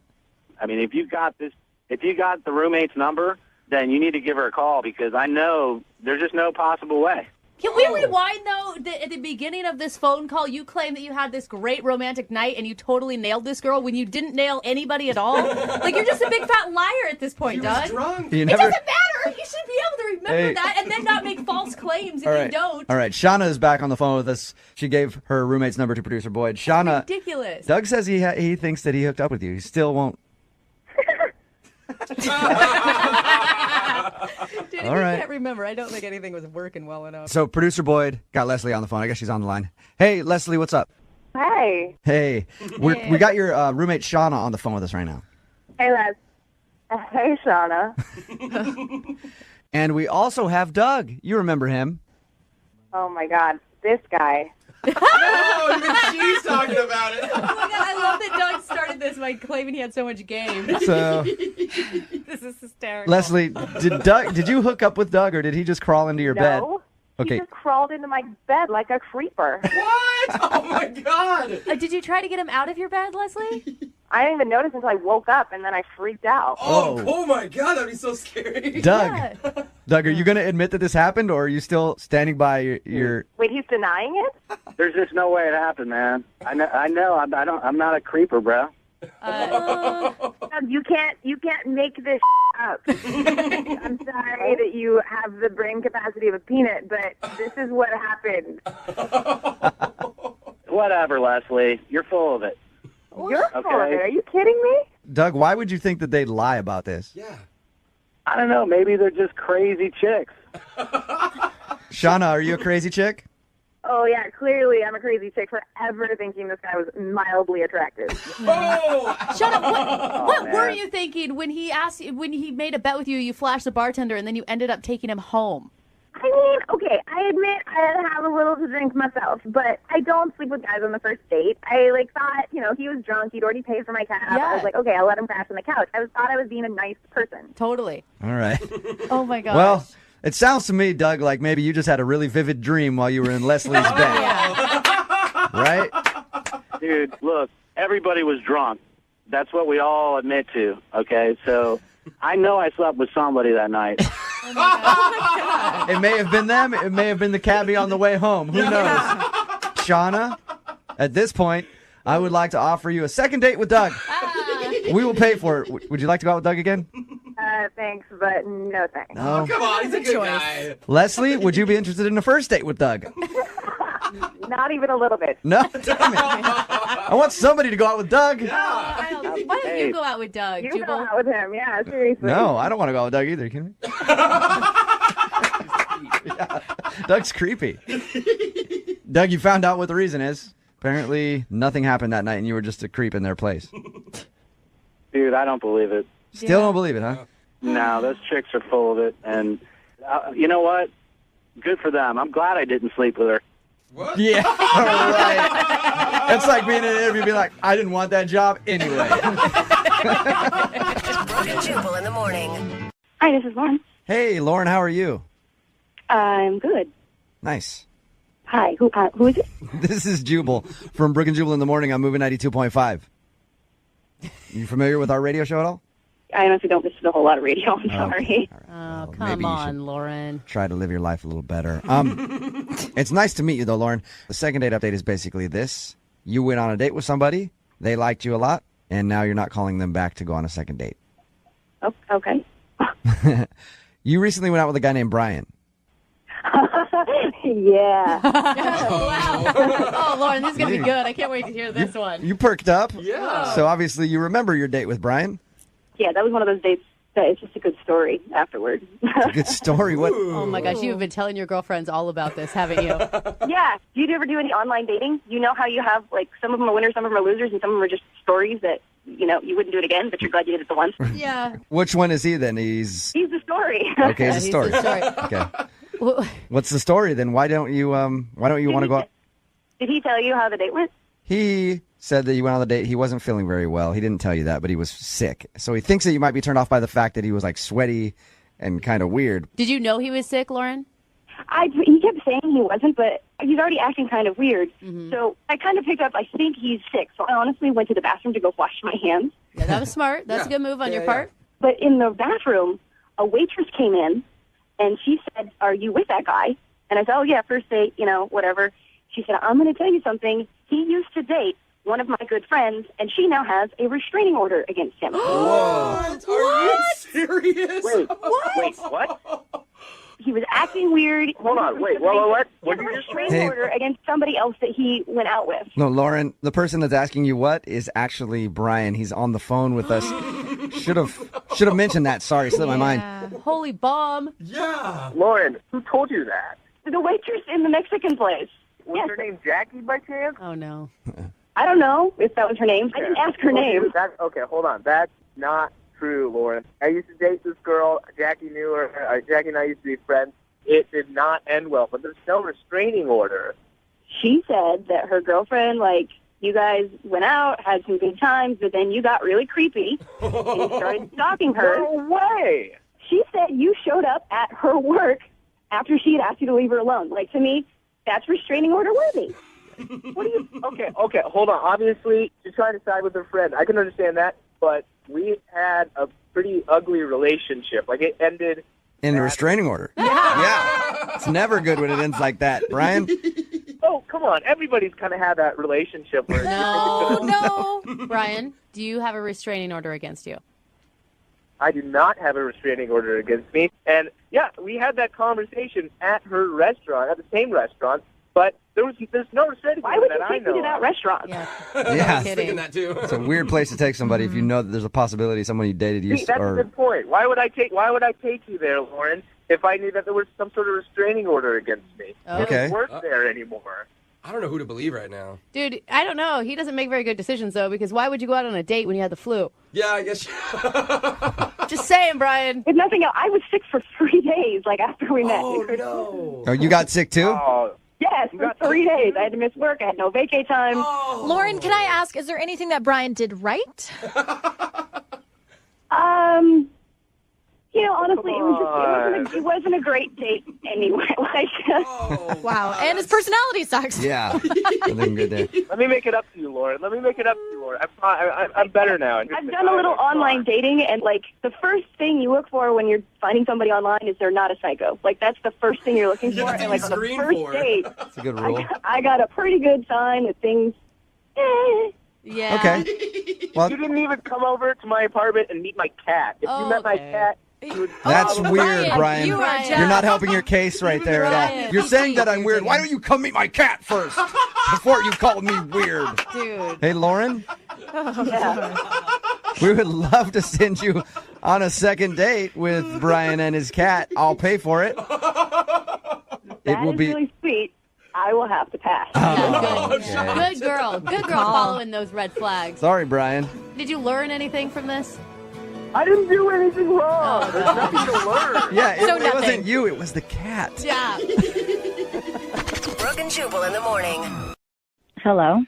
Hi, can I speak to Jessica, please? This is she. Hey, Jessica. I'm calling you because somebody emailed us about you. Was it my friend Karen? I don't think so. I haven't seen one No. from Karen. I'll check, though, later to see if she emailed. But no, this is from Sean. Oh, my God. You remember Sean? You went out with Sean? Yes. Well, if you know the show, you probably heard a second date before, yeah? I know my friend Karen does. She's obsessed with you guys. Okay. So that's why I asked if it was her that emailed. Oh, gotcha. Well, a second date is where if you go out on a date with somebody and then end up not calling them back after, they can email us to get you on the phone and find out what happened. So Sean emailed us and told us about the night you guys hung out and is very confused why you ditched him in your own apartment and also why you won't call him back. Wow, he told you that. Yeah. It was not great. I honestly wish that this had never even happened, and I can't believe I'm reliving this on a radio show right now. It has to be worse than not great. I mean, to leave a stranger in your apartment. Yeah. Wait, so can you tell us what happened on your date? Okay, so me and Sean went out, and I had a very weird feeling from the moment that we got together. Something was just off. Is that why things were awkward at first? Because he told us about your date. He said things were obviously awkward between you two at the beginning of it. Yeah, I just had a weird feeling, and I guess that carried into how the date went. So wait, weird feeling you felt like he was a serial killer? Because that's how, whenever I say weird feeling, I feel like someone is bad. Not that I thought he was going to kill me, because I would have, left at the restaurant if that was the case. But when he said, hey, this isn't going well, I was relieved, I was relieved when he suggested that we leave. And I asked him to walk me home, and things got, a little bit better. We were talking and enjoying ourselves a little bit and enjoying the conversation. And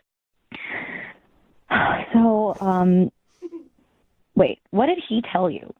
He just said that you guys ended up going up to your place and then things were better. And then after you guys were done hanging out, then you left and didn't hear from you.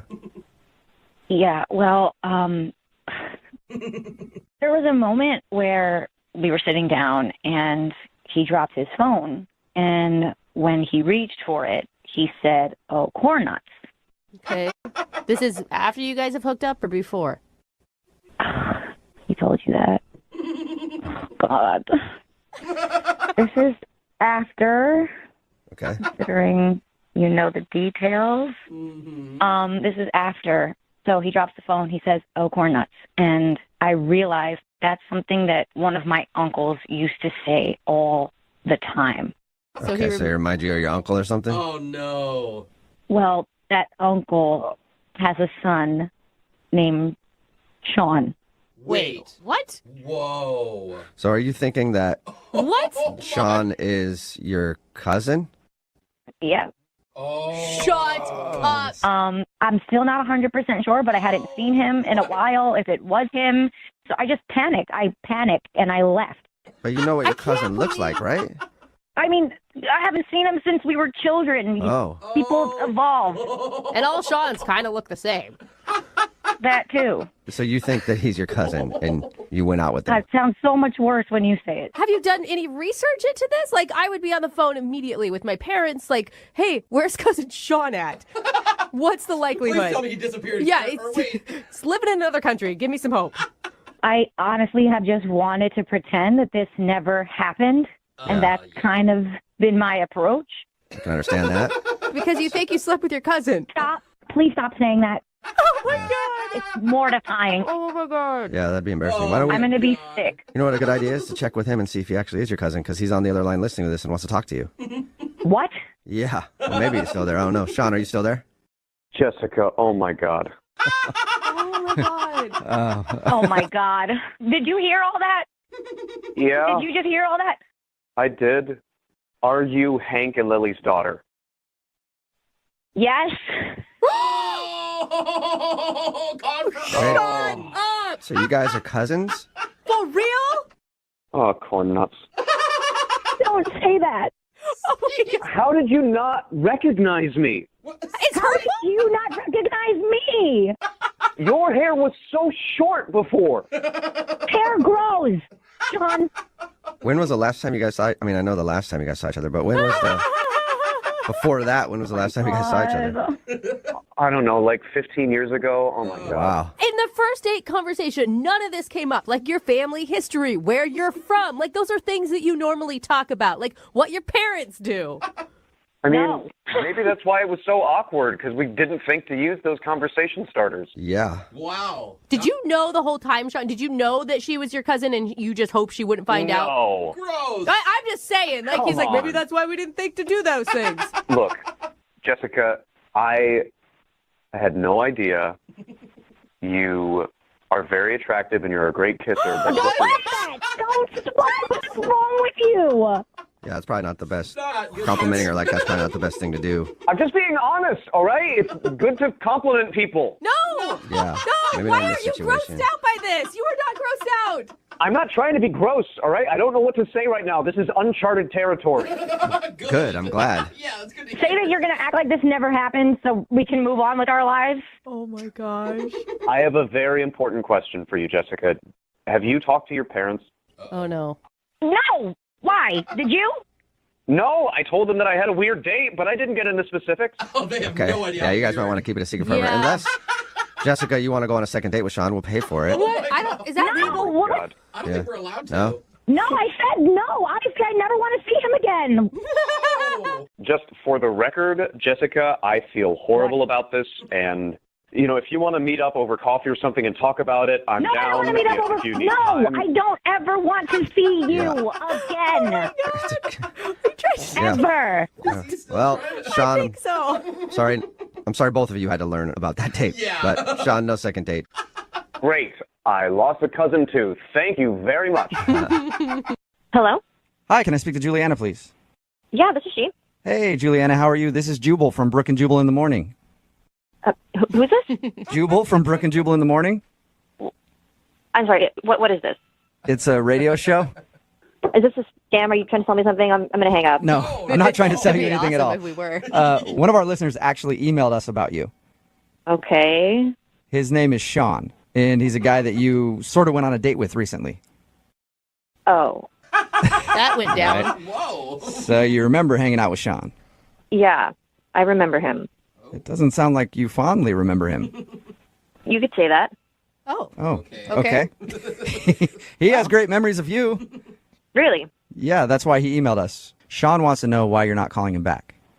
I think he's a sketchball. Is that a good enough reason? Really? No. I mean, we talked to him. I thought he was like dorky at worst, but a nice guy. So he called you? What did you say?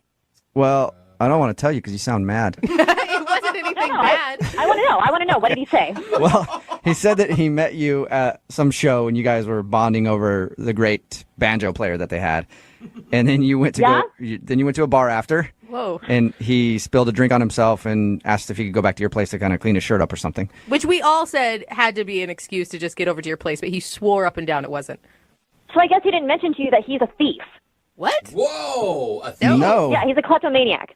He didn't What did he- drop that. Yeah, he didn't tell us that he likes to steal things. Yeah, so the next morning, I was in my room. He was on the couch. I heard some rustling in the hallway, and it was like, I don't know, like 5 a.m. or something. And then I heard a door close. So I called out. I was like, Sean, hello? No answer.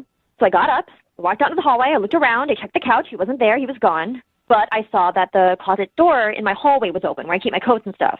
Okay. And he had put his coat there. Uh-huh. So I went over to close it, and his coat was gone. That makes sense, I guess, if he was gone. But then all of my hangers were gone, too. What? All of your... Yeah, all of my empty hangers that were just hanging in my closet were gone.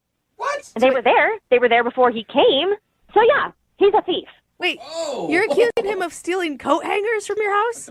I'm not assuming that happened. I know that happened. He did it. You sound very angry about these hangers being taken.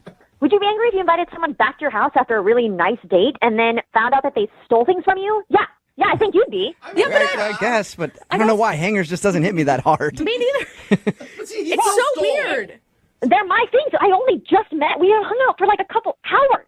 And I invited him back to my place. Like, why would you take my hangers? Yeah, it's a really valid question. It makes no sense. It's weird and sketchy and dumb. Yeah, it is.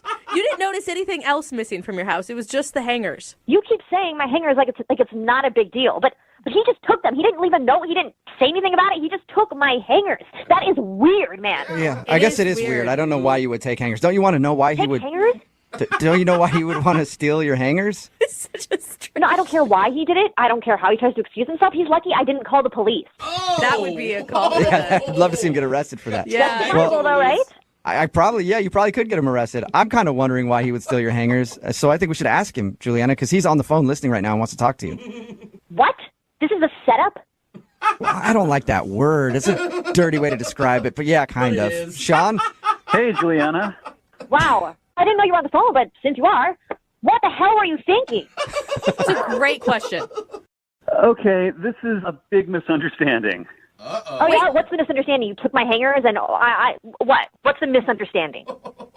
Okay, yeah, I took some hangers. I'm sorry. Honestly, Okay, for so one you thing... did take them. Oh my God, how was there a misunderstanding there? That is so weird. All right, Juliana, just calm down. Hear me out, okay? There's actually a really good reason why I took the hangers. There is no good reason why you would take my hangers. Yeah, I'm interested in hearing the reason, too. I think everybody is. And how many hangers are we talking about right now? Like 3 or 12? It was probably around 15 or so, but okay. Yeah. It's a lot of hangers. Dude. Here's the thing. I just moved into a new apartment. My hangers are all in a box somewhere. I don't know where. Everything I own is in boxes, except for all my clothes that are in a pile on my kitchen table. So I was thinking, all right, I was getting my coat out of the closet, And I'm thinking, oh my God, here's all these hangers. If I just grab a handful and take them with me, it'll make my life so much easier for the next few days. And then when I see her again, I'll bring them back because I'll have my life together a little bit more by that point. And I'll say, hey, you probably didn't even notice these were gone, but I borrowed some of your hangers. I hope that's cool. I was thinking you'd think it was charming and funny. What? No, that is so weird. You thought that stealing my hangers would make me actually want to see you again? Or surprising me with the fact that you stole my things would be exciting and charming? That makes no sense. Juliana, I didn't steal anything, okay? I just borrowed something with every intention of giving it back. I'll bring them back today if you want, and it's 15 plastic coat hangers that I didn't think you'd notice were gone. Borrowing is when you ask someone usually that you know, or you can't just meet someone and then take their things and think it's okay and that you'll bring it back. What if I didn't see you again? Well, we'd had such a good time, I thought you were probably going to want to hang out again. And, Well, that's really annoying, too, that you just assume that. And so take my things, and that's your reasoning. That is so stupid. Okay, yeah, it was kind of inconsiderate. I probably should have said something about that on the note I left you. So I'm sorry. What do you want me to do? Honestly, at this point, I don't even care. Just keep the hangers. Whatever. Juliana, I mean, do you think your anger's maybe a little bit out of control on this one? No, you don't go on a first date with someone we just met that night. You don't. Is that going to win someone over by taking their things? He just what does that mean for future things? Is every time he comes over, if we hang out again, he's going to take something else? I don't know. Yeah, that's true. Like all of a sudden your silverware's missing. Just a couple forks, though. Yes. I moved. Yeah, not gonna lie, but that's indicative of kleptomaniac tendencies. What the hell? I don't want to be around someone like that. I think we're getting carried away here. Juliana, you think you're maybe blowing this a little bit out of proportion for 15 plastic coat hangers? I mean, no, I'm not blowing anything out of proportion. They're my things. Hey, Juliana, you're clearly fired up about this, and I think you two should get together and talk outside of this phone call. Would you like to go on a second date with? So. No, would you like to go on a second date with Sean? We'll pay for it. I don't care how fast you say it. I'm not doing it. What if I say it this fast? We go on a second date with him. What if it's that fast? Come on, give him a chance. He's dumb with social graces, maybe, but he doesn't sound like a bad person. Well, dumb with social graces is not that attractive. I don't know. This is weird. Look, whether you want to hang out again or not, that's fine. But I'm going to tell you what. I'll come back to your place tonight. I'll bring back your hangers, and I'll bring you a new set of new hangers. No, you don't. Did you hear that, though? He said he'd bring a brand new set. Oh, that's an upgrade. You're right, Jubal. I swear to God, if you come over tonight with those hangers, I'm going to shove them inside you. Okay. That was aggressive. You never know. That could be even more incentive for him to come over. Hello? Hi, can I speak to Angela, please? This is Angela speaking. Hi, Angela. This is Jubal from Brooke and Jubal in the morning. How are you? I'm okay. What? Why are you calling me? Who is this? This is Jubal from Brooke and Jubal in the morning. Okay. Not helping. Yeah, it's a radio show. Why are you calling me? Well, because we actually got an email about you from one of our listeners. Somebody emailed you about me? Yeah, it's somebody that you went out on a date with a little while ago. What? What? It's a segment that we do on our show. It's called the Second Date Update. A listener of ours named Johnny told us that he went out with you recently. Oh, my God. No. You obviously remember Johnny. Johnny also told us that you haven't talked to him in 3 weeks, so he's wondering what's up.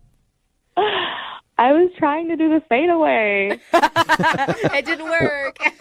Can you tell us why you were trying to fade away from Johnny? Because it was the weirdest date I'd ever been on in my life. It sounds really strange from what he described to us as well. Oh, he told you? Oh, my God. He did. He told us how he met up with you and surprised you with a hot wing eating competition that he was participating in. Yeah.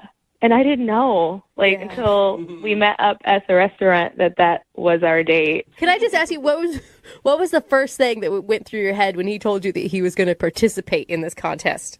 Honestly, I was waiting for him to be like, just kidding. But he wasn't kidding. No, he's a true competitor. Yeah. I had no idea that was a thing, that people gathered to cheer people on as they eat. But you can see, stepping back and having some hindsight, you can see where his mind was. He thought it would be a fun, informal date, an activity for you guys to do. Yeah, but how are we supposed to get to know each other if he's eating hot wings? Right.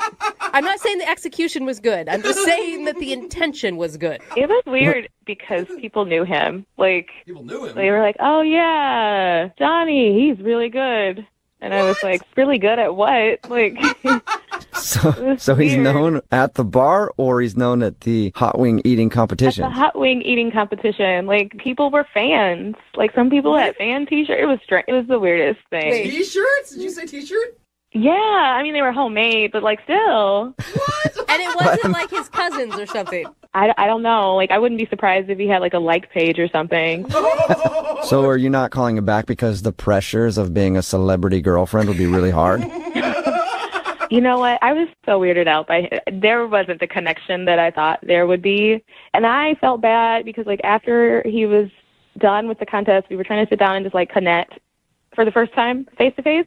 And he had like sauce all over his face and all over his shirt, and he's like snotty because like the spices are making, And that didn't do it for you? It was just disgusting. And then I was trying to not make it awkward, but it was already awkward. And he was like, "Oh, I'm getting so hot," and he took off his hat. And he was bald, and I was scared. I was just shocked. I was scared, so I jumped back, and I know he saw me jump back. And I felt so bad. I felt like a bad person. So you thought he had more hair, too? Because he didn't look like that in the picture, because he does have hair on the sides. Like, so I thought that it was going to continue, but it didn't. And it's one of those things, like, just shave the sides, too. If you can't grow it on the top, don't trick me. I would have been fine if it was just all bald, and he was, like, proud to be bald, but I felt like I was being tricked. Okay. All right, so the whole date was a surprise to you. The hot wing eating competition, and then the fact that he was bald. Right. The whole thing was like a hidden bald head underneath a baseball cap. That's the whole date. That's a good metaphor for how the date was. Well, I have another hidden bald head for you then, Angela. What do you mean by that? I mean, Johnny is actually on the other line listening and wants to talk to you. Oh, no. Yeah, no, I'm here, Angela. How are you? I'm sorry, Johnny. I had no idea that the JBGers upsetted you. What? The Johnny I'm B. not My fan club, the Johnny B. Gooders. I didn't know they upsetted you. Was that a problem? I'm sorry, stop. Do you have a fan club? The JBG, yeah. The JBGers. That's what their shirt said. Oh, my goodness. That was a real... Oh, my God. Yeah. So, I mean, I was trying to be spontaneous. I wanted you to enjoy yourself. I don't see what the problem was.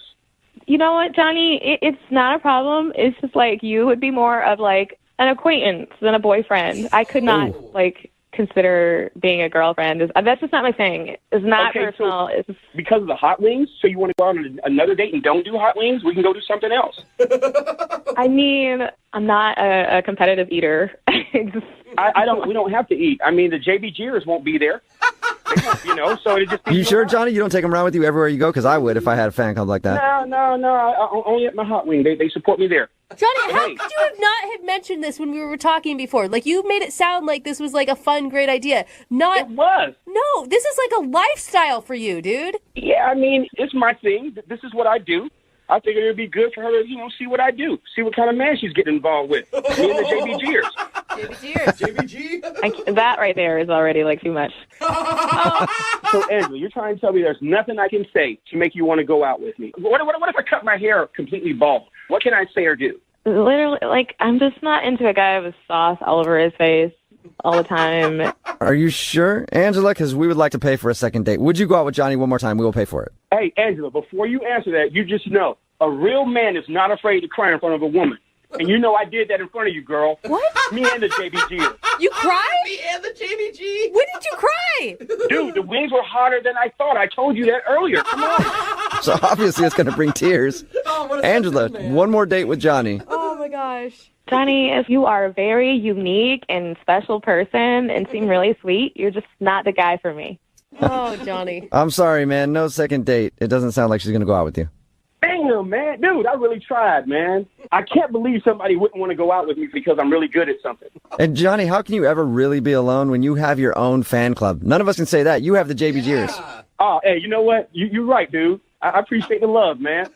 Just for that, I'm going to bring you to the next contest, and we're going to do this together, bro. Come on, let's do this. I'll cheer louder than any Johnny B. Gooder for you. Let's do it. All right. Give me a T-shirt, man. I'll see you there. Brooke and Jubal in the morning. Hello? Hi, is this Heather? This is her. Hey, Heather, how are you? This is Jubal from Brooke and Jubal in the morning. I'm well. Who are you again?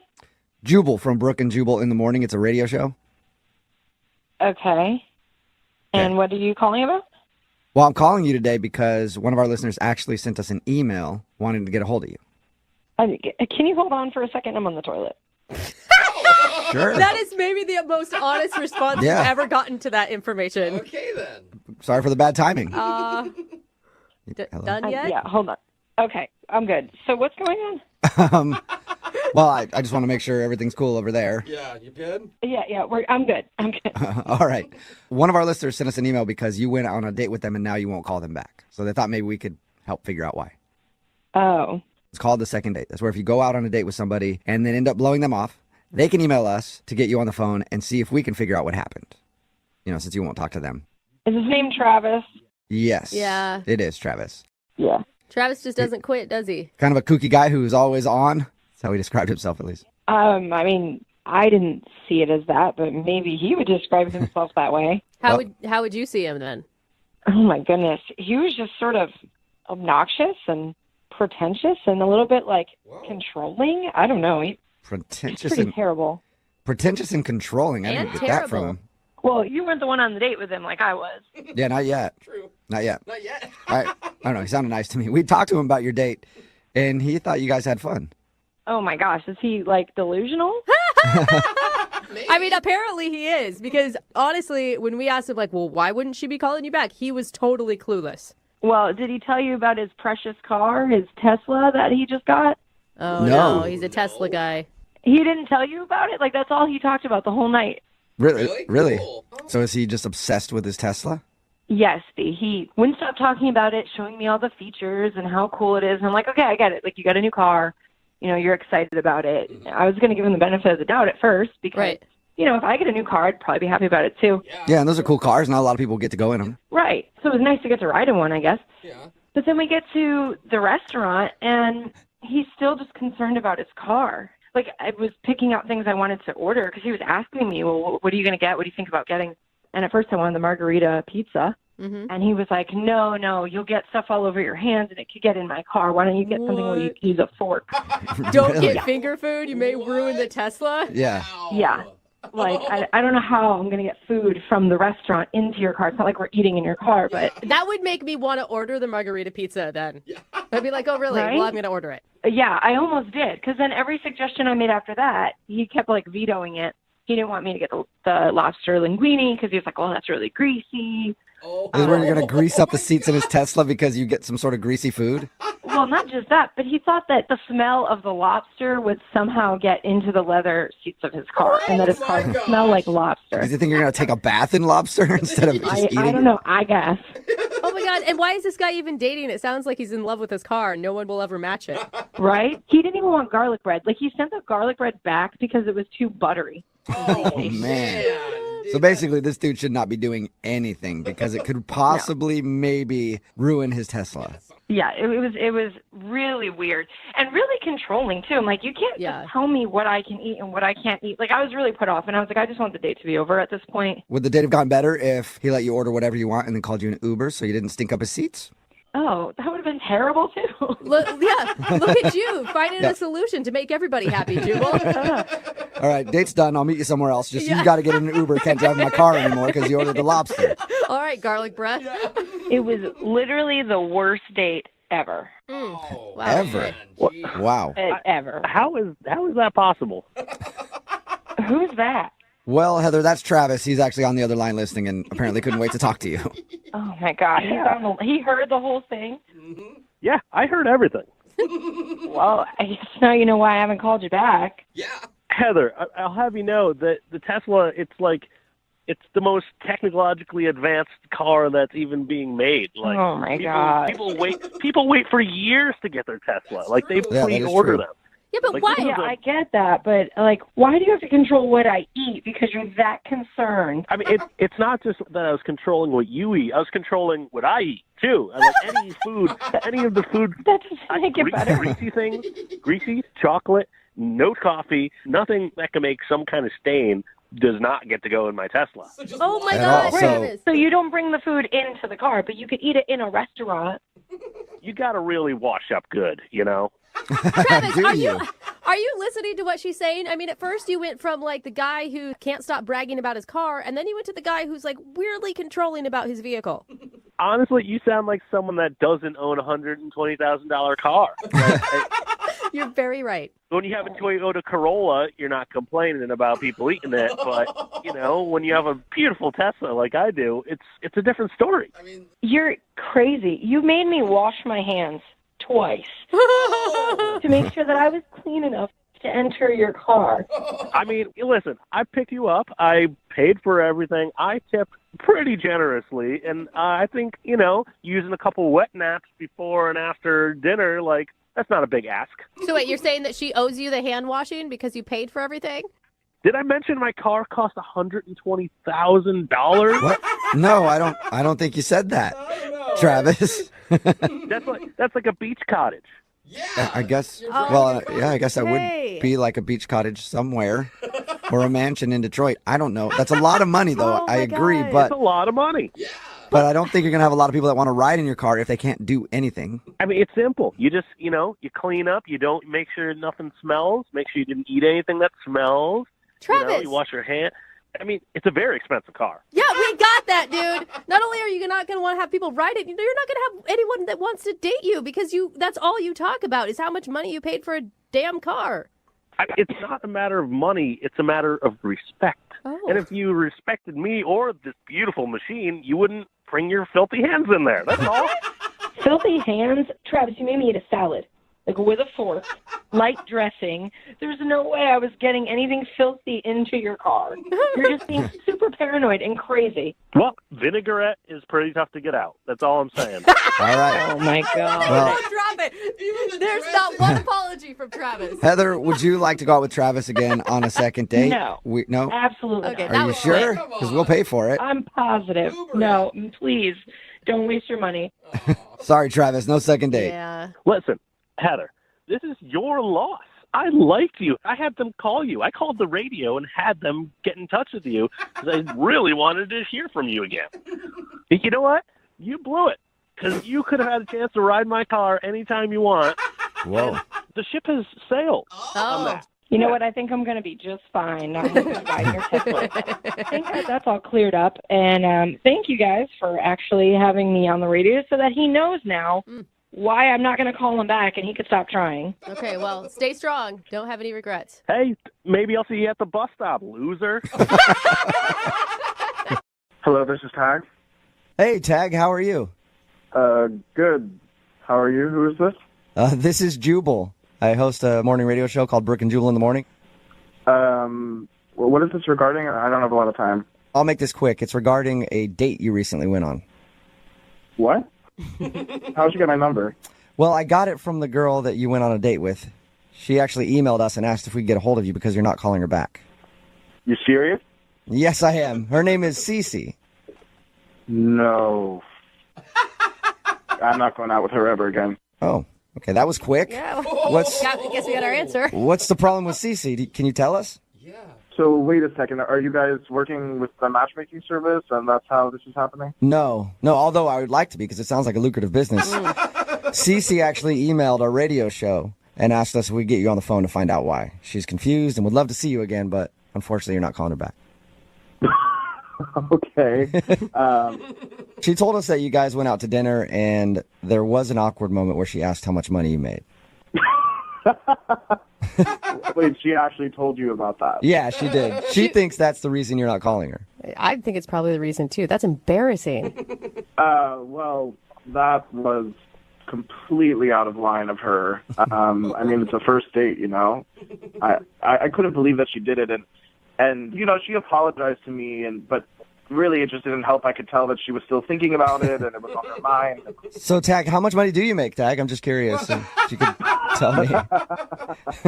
Wouldn't you like to know? I really would. I don't think we're going to get that out of you, though, but can you at least tell us what else happened on your date? You said that was one of the reasons you're not calling her back? Yeah, I mean, I don't even really know how to say this. Like, this is on the radio and stuff. She doesn't really have a job. What? Okay. She doesn't have a job? She didn't tell you about this? Her way of making money? No. We actually asked her because we're like, are you just going out to find dudes to pay all your bills? And she was like, no, I pay my bills myself. So I just assumed she had a job. Well, yeah, she sure pays her bills all right. Why are you laughing at her? What did she do? Yeah. Well, she told me that she makes thousands of dollars donating her eggs. What? Eggs? Her eggs, like her... Like, from her ovaries. Oh, No, like okay, so your she doesn't have, eggs. like, chickens in a coop in her backyard. It's her reproductive eggs that she's selling. Yeah, no, she's not a farm girl. She's I guess you could say she's a farm girl. She's farming herself.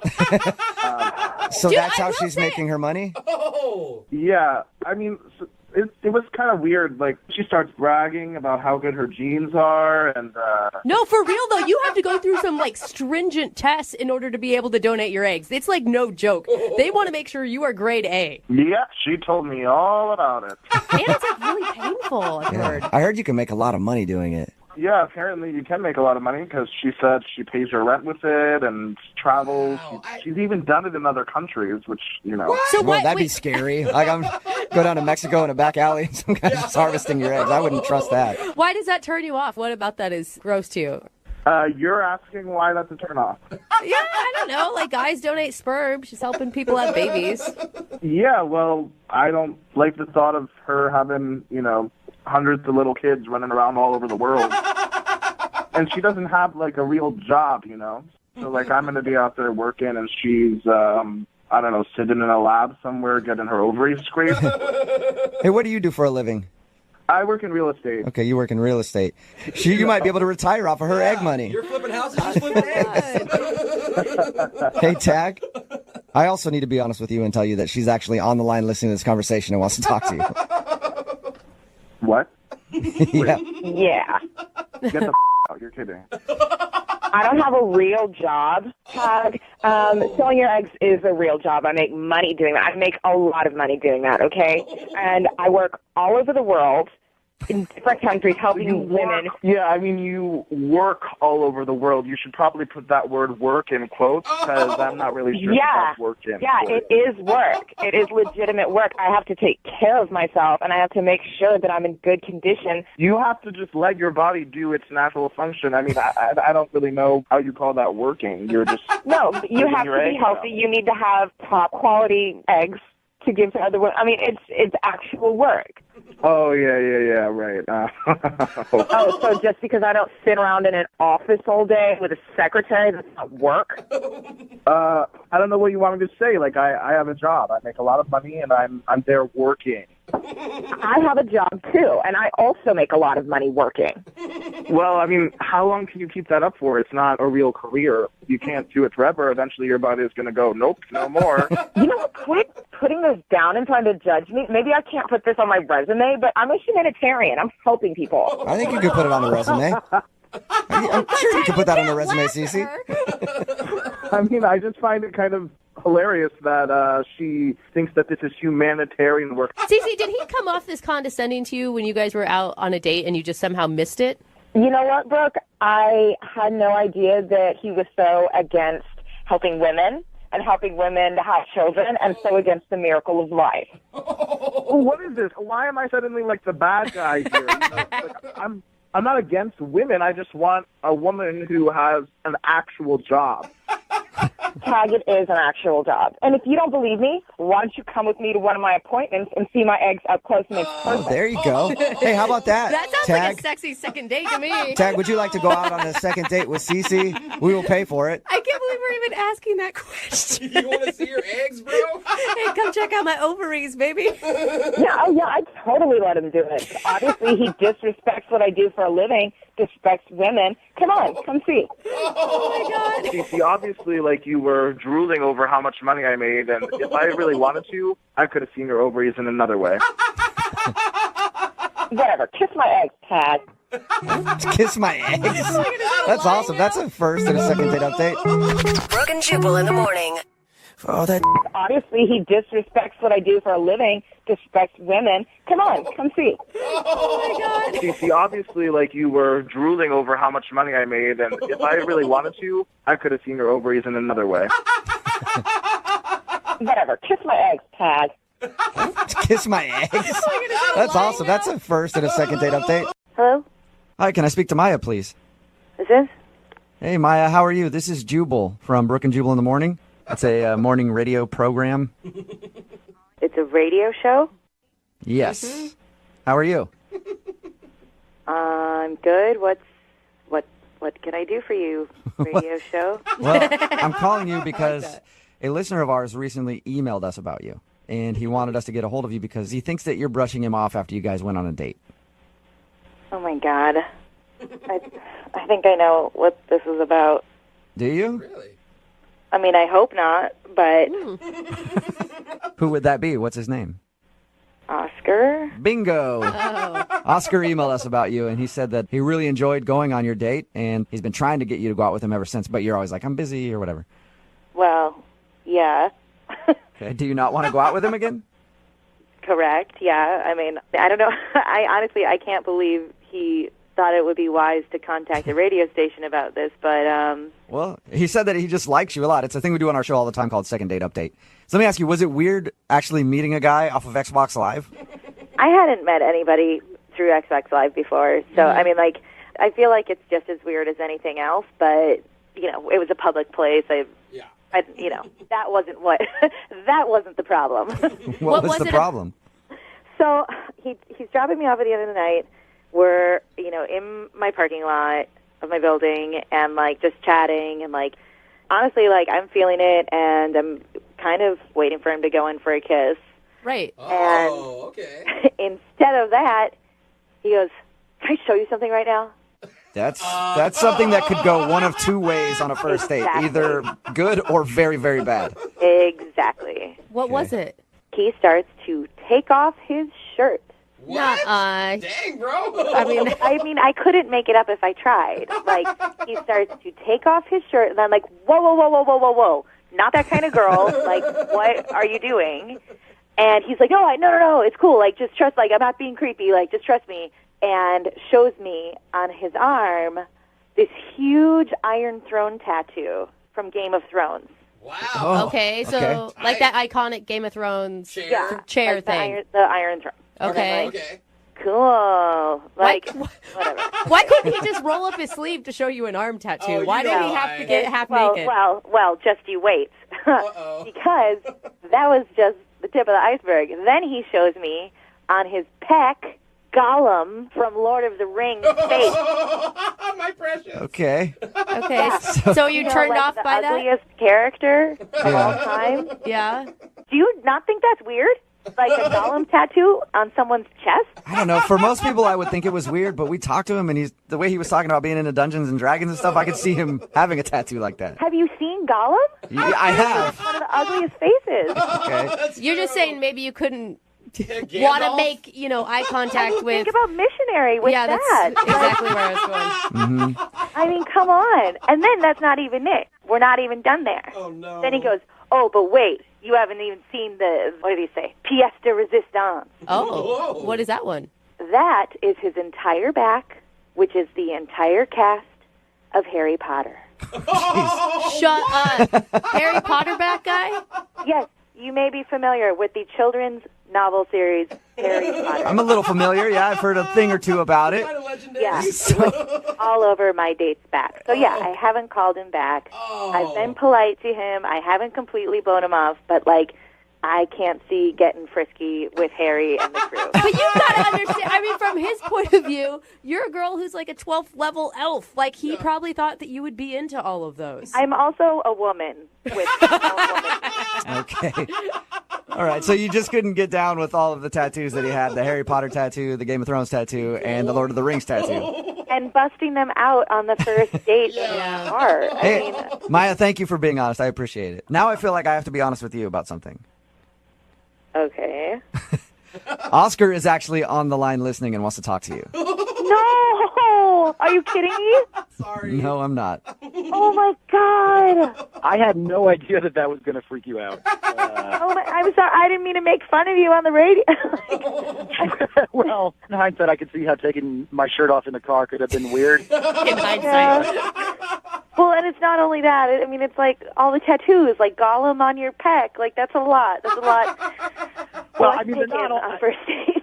I do have a lot of tattoos that I felt like, I don't know, we were having such a good rapport, I thought the Game of Thrones thing might impress you a little bit. I don't know. But I don't have just nerdy ones, I've got like a Thor tattoo too. That's pretty badass. I like how that's a badass one. It is. Are you feeling insulted, Oscar? I know, like, it seemed like you were really... I don't know. The implication that the Harry Potter thing was creepy is a little weird to me because we discussed the books, so I thought you'd be a little more... I mean, like, reading the books and enjoying the books is different than, like, permanently putting the characters of the books on your body. Yeah. I mean, I thought you'd think that my dedication to all the stuff that we liked would be a turn-on, you know? And it would show you that I'm not just some geeky guy, that I'm man enough to get, tattoos and not just some ogre. I mean, in hindsight, like, busting out the tattoos is probably more of a second or third date move. But... No, I don't ever want to see those tattoos again. Oh, Maya. But Maya, you said that you really liked him at one point. I mean, it's only the tattoos that turn you off? It was a weird thing, you guys. You weren't there. Like, the date was cool, and I liked him, but, like, long-term down the road, there's no way I could date a guy with these kind of tattoos for the rest of my life. Why do I get the feeling I'm going to spend my evening researching erase regrettable ruined stuff? Maya, I don't really meet people like you, especially on Xbox Live, and so... I mean, if I got rid of the Gollum one, would that be, Are you actually thinking of... Would that make a difference to you, or I mean, I really, like, we only went out one time, and I don't think you should change who you are for that. Okay. I appreciate the thought, but, like, I mean, I'm sure you're going to find the girl who loves the Gollum man. you. All right, I know what that means. All right. Are you sure, Maya? Hey, Maya, we'll pay for a second date if you go out with him again. We won't pay for the tattoo removal, though. I mean, I think we could probably be great friends. I mean, we really did have a great time, and, like, I'd hang out again. But... Yeah. Oh, my God. Well, Oscar. hey, Oscar, it's not a successful second date for you, man. I'm sorry. I think I'm going to just pick up my staff and go home. Yeah, you should. Brooke and Jubal in the morning. Hello? Hi, is this Erica? Yes. Hi, Erica. My name is Jubal, and I host the radio show Brooke and Jubal in the Morning. Have you heard of it? Who is this? My name is Jubal. I'm calling you today because one of our listeners asked if I could track you down and get you on the phone. And yeah, it's just as creepy as it sounds. So just as bad creepy as when it sounds, you say it out loud. Erica. That's weird. Yeah. I'll explain. His name is Marco, and you recently met him at the dog park. He's been trying to text you because he wants to hang out, but you haven't been getting back to him. So he asked us if we could get you on the phone and find out why. Oh my gosh, really? He called a radio station? Yes. Tried to track me down? Mm-hmm. That's really cute. Do you like Marco? Well, yeah, if I'm being honest, I really, really liked him. I sort of just don't want to seem like overeager, like I like him too much, because he's kind of like my dream guy. What? Why are you calling him back then, you silly girl? I'm actually just hoping that it sort of happens like organically and we naturally just like run into each other at the dog park again. But it hasn't happened yet. So I wonder why. I wonder why you guys haven't been able to meet up at the dog park. I mean, he's probably always there with his dog. Was his dog's name Toby? Toby, yeah. No, I don't know. I haven't seen him at all. Strange. No, he was super sweet and he just seemed like so nice. Oh, yeah. That's cool when like two dog owners can find each other. I've always thought that was really cool because you guys have like a common interest.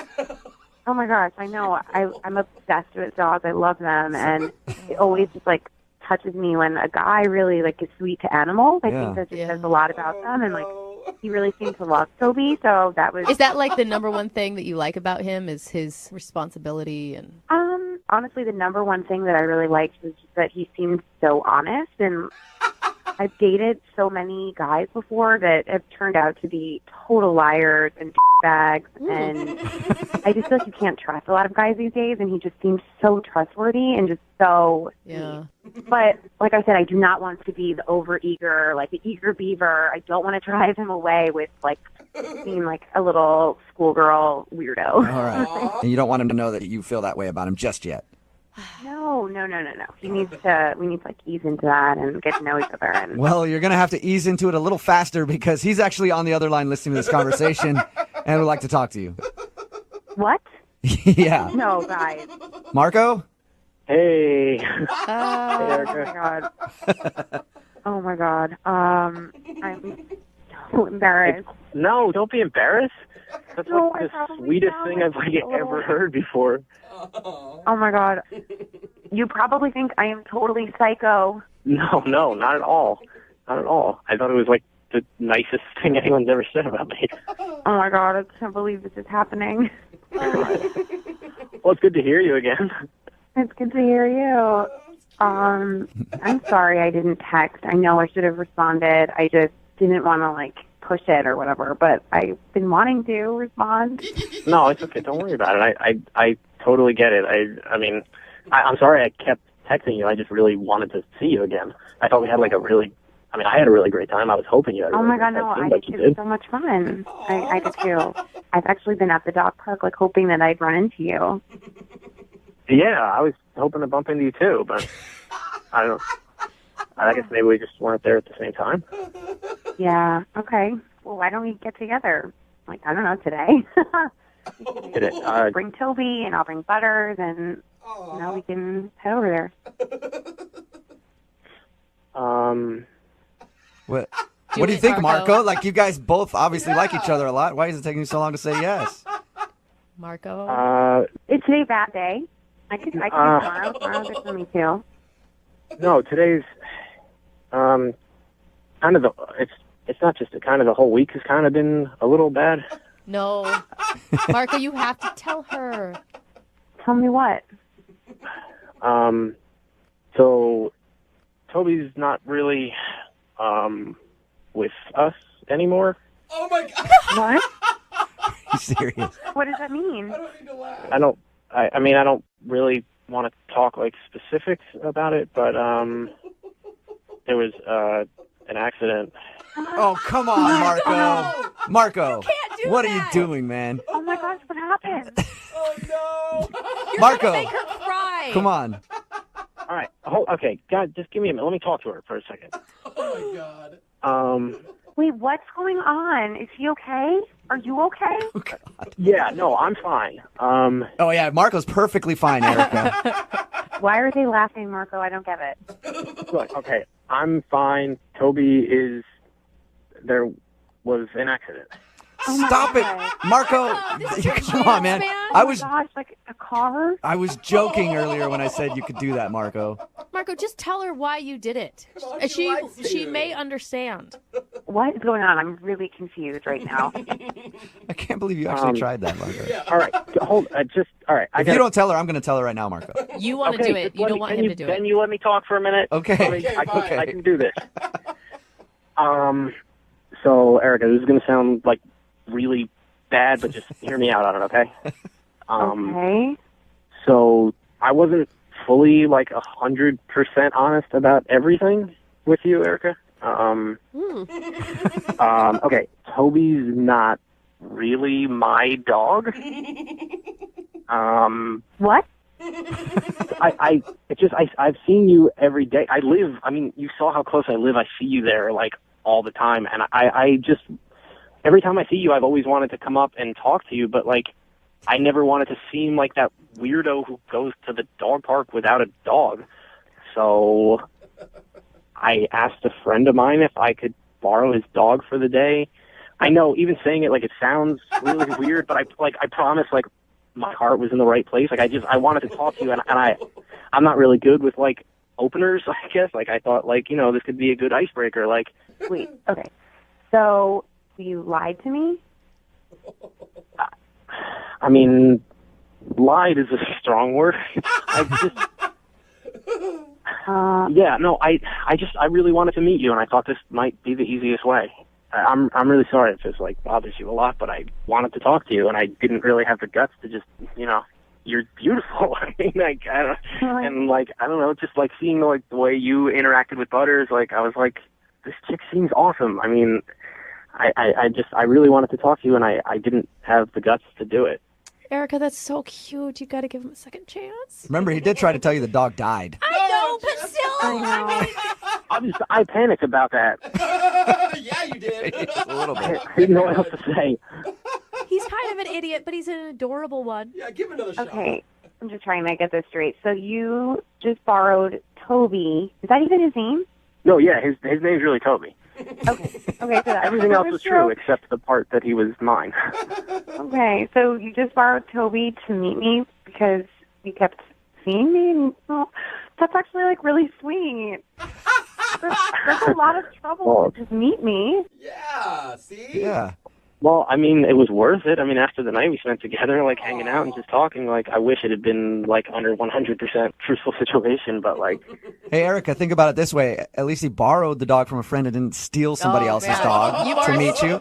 It's a silver lining. What a romantic. Yeah, it is very sweet. It's Yeah. really, like, I've never had a guy go through this whole, like, backstory, and I've definitely never had the guy borrow a pet to meet me. I mean, Well, Erica, would you like to go out with Marco again on a second date? We'll pay for it. yeah, I would. Yes. Congratulations, Marco. You got a second date. Awesome. Oh, my God, that's so great. I'm so happy. Marco, don't go like borrow a friend's cat before the next date. Like, oh, I got a cat now, too. I was thinking about bringing a ferret to dinner. But... Move at 92.5. Hello? Hi, can I speak to Danielle, please? This is Danielle. Hey, Danielle, how are you? This is Jubal from Brooke and Jubal in the morning. Hello. Hello. What's going on? Nothing. Just enjoying a break right now. Sweet. So I got you at the right time, I guess. I guess so. We do a segment on our show called the Second Date Update. It's where if you go out on a date with somebody and then end up blowing them off, they email us to see if we can get you on the phone and ask why. What? Do you remember going out with a guy named James? Yeah, I remember James. Okay, well, we talked to James, and he told us about you guys going out and hanging out at the bowling alley, and he said that he had a really great time, but he says he's been trying to text with you, and you've just been being like, I'm busy, I'm out of town, my phone's dead, all that kind of stuff. Yeah, it's been a hectic time. So you really are busy? Yes, I'm actually busy. So you liked James, like you thought he was cool. Yeah, James was really cool. Okay, then why are you always busy and not able to hang out with him? Are you still trying to process the fact that he made out with his cousin when he was a young boy? He told us about that little awkward moment during your date. Oh, I can't believe he mentioned that.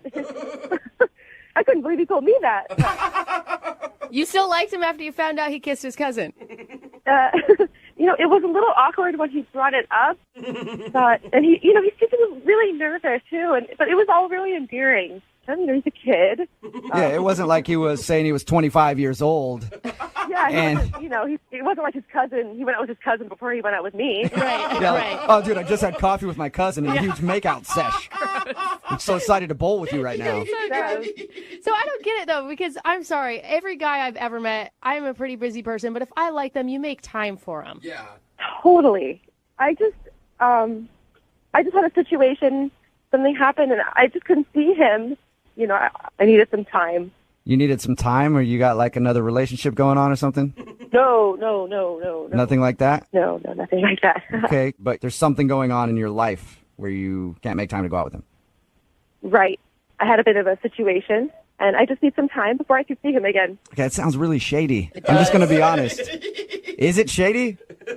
It's not. It's not shady. It's embarrassing. For you? For me, yes. What is it? Now we're dying to know. Yeah, I have to know now. I just need another week, at least, before I see him again. That's all. You need a week. And then, my situation will be done and over. What? It's another relationship. Your divorce is going to be final in a week. Your divorce is going to be final in a week. Is that it? No relationship, none of that. Just a little procedure that I have to have. You're getting fake boobs? No, that would be a nice surprise, though. Yeah, he'd be excited about that. He'd be like, I'll wait a week. That's fine. Like a medical procedure? It's not. Fine, I'll just tell you guys. Thank you. And this happened after my date with James. I was really late for work one day. I'm rushing out of the house. I'm in a panic. And I ran into my door. As I go to open it, I run into my door, and I knock my teeth out. What? You knocked your teeth out? Yeah. Oh, So- you poor thing. While we talk to you right now, are you currently toothless? I didn't lose all of my teeth. It's my two front teeth. Oh, no, honey. Oh, wow. So you knocked your two front teeth out, and that's why you've needed time. Yeah, I don't need him to see me like this. I can understand that. If you go out with a girl and she's got a perfectly full set of choppers and you show up and you're like, where'd your 2 front teeth go? Yeah, and it's just not a story I would like to tell over and over again. Hey, he does like kissing cousins. It may be right up his alley. You never know. You know, instead of texting him and telling him, I'm busy, why don't you say, hey, I knocked my front teeth out and I don't really feel like going out on a date until I get those replaced. Well, I went to the dentist immediately, right after it happened. You know, it wasn't the first thing on my mind to let him know that this happened to me. And the dentist said that I would be able to get it fixed pretty soon in the next few weeks, so I'd rather just get it fixed, get it done, so that when James, if I go out with James again, he's not looking at me trying to figure out what part of my tooth is fake. I would never tell a soul if I were you. I wouldn't go to work until I got it fixed. Yeah, it has not been fun. Yeah. You know, the interesting thing about not telling anybody is that James is actually on the other line listening, Danielle. Oh, my God. Oh, God. Hey, Danielle. Oh, you could have told me that you knocked your teeth out. Like that's fine. You know, it's not your fault. Oh, I can't believe that this is happening to me right now. I mean, you don't have to be embarrassed. It's fine. It's okay. Like, I mean, I'm not judging you.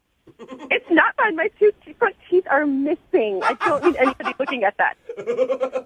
Believe me, like I understand. Like, you know, sometimes something like that happens. You don't want to look like, you know, weird and off-putting, but I mean, it's an accident. You didn't like set out to like knock out your front teeth by yourself. Like, look, I appreciate everything you said, but I just want to get it fixed. Yeah, I mean, I get it. That's fine. Like, if you want to take the time that needs to, like, you know, get your new choppers in and stuff, that's fine with me. I'm just so relieved. The reason you weren't calling me back was because I kissed my cousin. See? Danielle, he's actually happy to know that you knocked your teeth out. He's excited about that. I'm glad I could give him that comfort. Danielle, would you like to go out on a second date with James? We will pay for it. Once your teeth get better. Yes, I would love to go out with James again. Once I Awesome. get my teeth back. There you go. There you go, James. Oh, That's awesome. I'm really excited to see you again. And if you need help, you know, while you're convalescing with your new teeth or whatever, I'd be down for helping. If you want him to feed you baby food, he'll do that for you. Oh, what a romantic. Yeah. it's cute. Well, congratulations, you guys. Thanks. You're welcome. Thank you. Hey, Danielle, while you're in there for your new teeth and stuff, see about the boobs. Oh, come Maybe, on, Flag. I don't know. It's time to make some changes in your life, I think. Brooke and Jubal in the morning. Hello. Can I speak to Vicky, please? This is Vicky. Hey, Vicky, how are you? This is Jubal from Brooke and Jubal in the morning. Hi. Hi. Why are you calling me? I just wanted to ask you a couple questions about some stuff. Hey, Vicky. How did you get my number? You know, from someone. Okay, what is going on? This is Jubal from Brooke and Jubal in the morning. It's a radio show. I know it's a radio show, but why are you calling me? You recently went out with a dude who liked you a lot, and now you're not calling him back. So he sent us an email asking if we could get you on the phone to figure out what happened. His name's Paul. Oh, okay. Oh, you remember Paul? I remember Paul. Yeah. He told us about your date and how he kept talking in pirate. He thinks that might have turned you off. Yeah, it was really weird. He was really normal at first, and then, like, I don't even remember how we got into the conversation about pirates, but we started talking about pirates, and then he wouldn't stop talking in a pirate voice, and it went on for, like, what seemed like forever. He wouldn't stop. Yeah. He did tell us that, and he knows that he kind of screwed up by doing that. Yeah, I mean, he kept making these jokes. He kept saying, like, something poop deck. Like, he just kept saying poop deck. I don't know. I guess he thought it was funny, but it was just really weird. Like, it reached the point where it wasn't funny, and then he kept going for a really long time after that. So after Pirate Voice, you weren't attracted to him anymore? I mean, it was cute at first, and then it just got really weird. Yeah. And then he started talking to me about other dates he was going to go on later in the week. Like, like he switched up to, like, we were friends or something. Wait, hold on. Rewind just a little bit. You said he was talking about dates he was going on later in the week? Yeah, so like we matched on Bumble, and he was talking to me about other people that he matched with, and then was just like casually bringing up like, oh yeah, on Wednesday I'm gonna go out with this person. Like, should I bring her flowers? Like, what would you suggest that I do? That is, I mean, was it a weird attempt to bond with you over both doing the dating app? I'm just trying to figure out why someone would ever bring that up. Yeah, I don't know. I mean, it was really weird. And like, I didn't really know him, so it's not like I was getting like crazy jealous or something because this was our first date, but that just seems like such a weird, kind of really rude thing to do if you're on a date with someone. Yeah, that should usually be common sense, but well, we're talking if you're about also going to go talk like a pirate for 10 minutes, you might not understand that's not exactly what you do on a date. That's a good point. That's so weird, though. I mean, if someone did that to me, I would read it as they weren't interested in me and that they were trying to friend zone me. Right, which had he not done the pirate voice, maybe I would have immediately gone to that assumption, but I think I just felt like he didn't understand how dates are supposed to go. I think you are astute. How did you react, by the way, when he was telling you about these other girls? So I told him my opinion on whatever he brought up. Like, yeah, sure, I'm sure she'd like it if you brought her daisies. I don't know.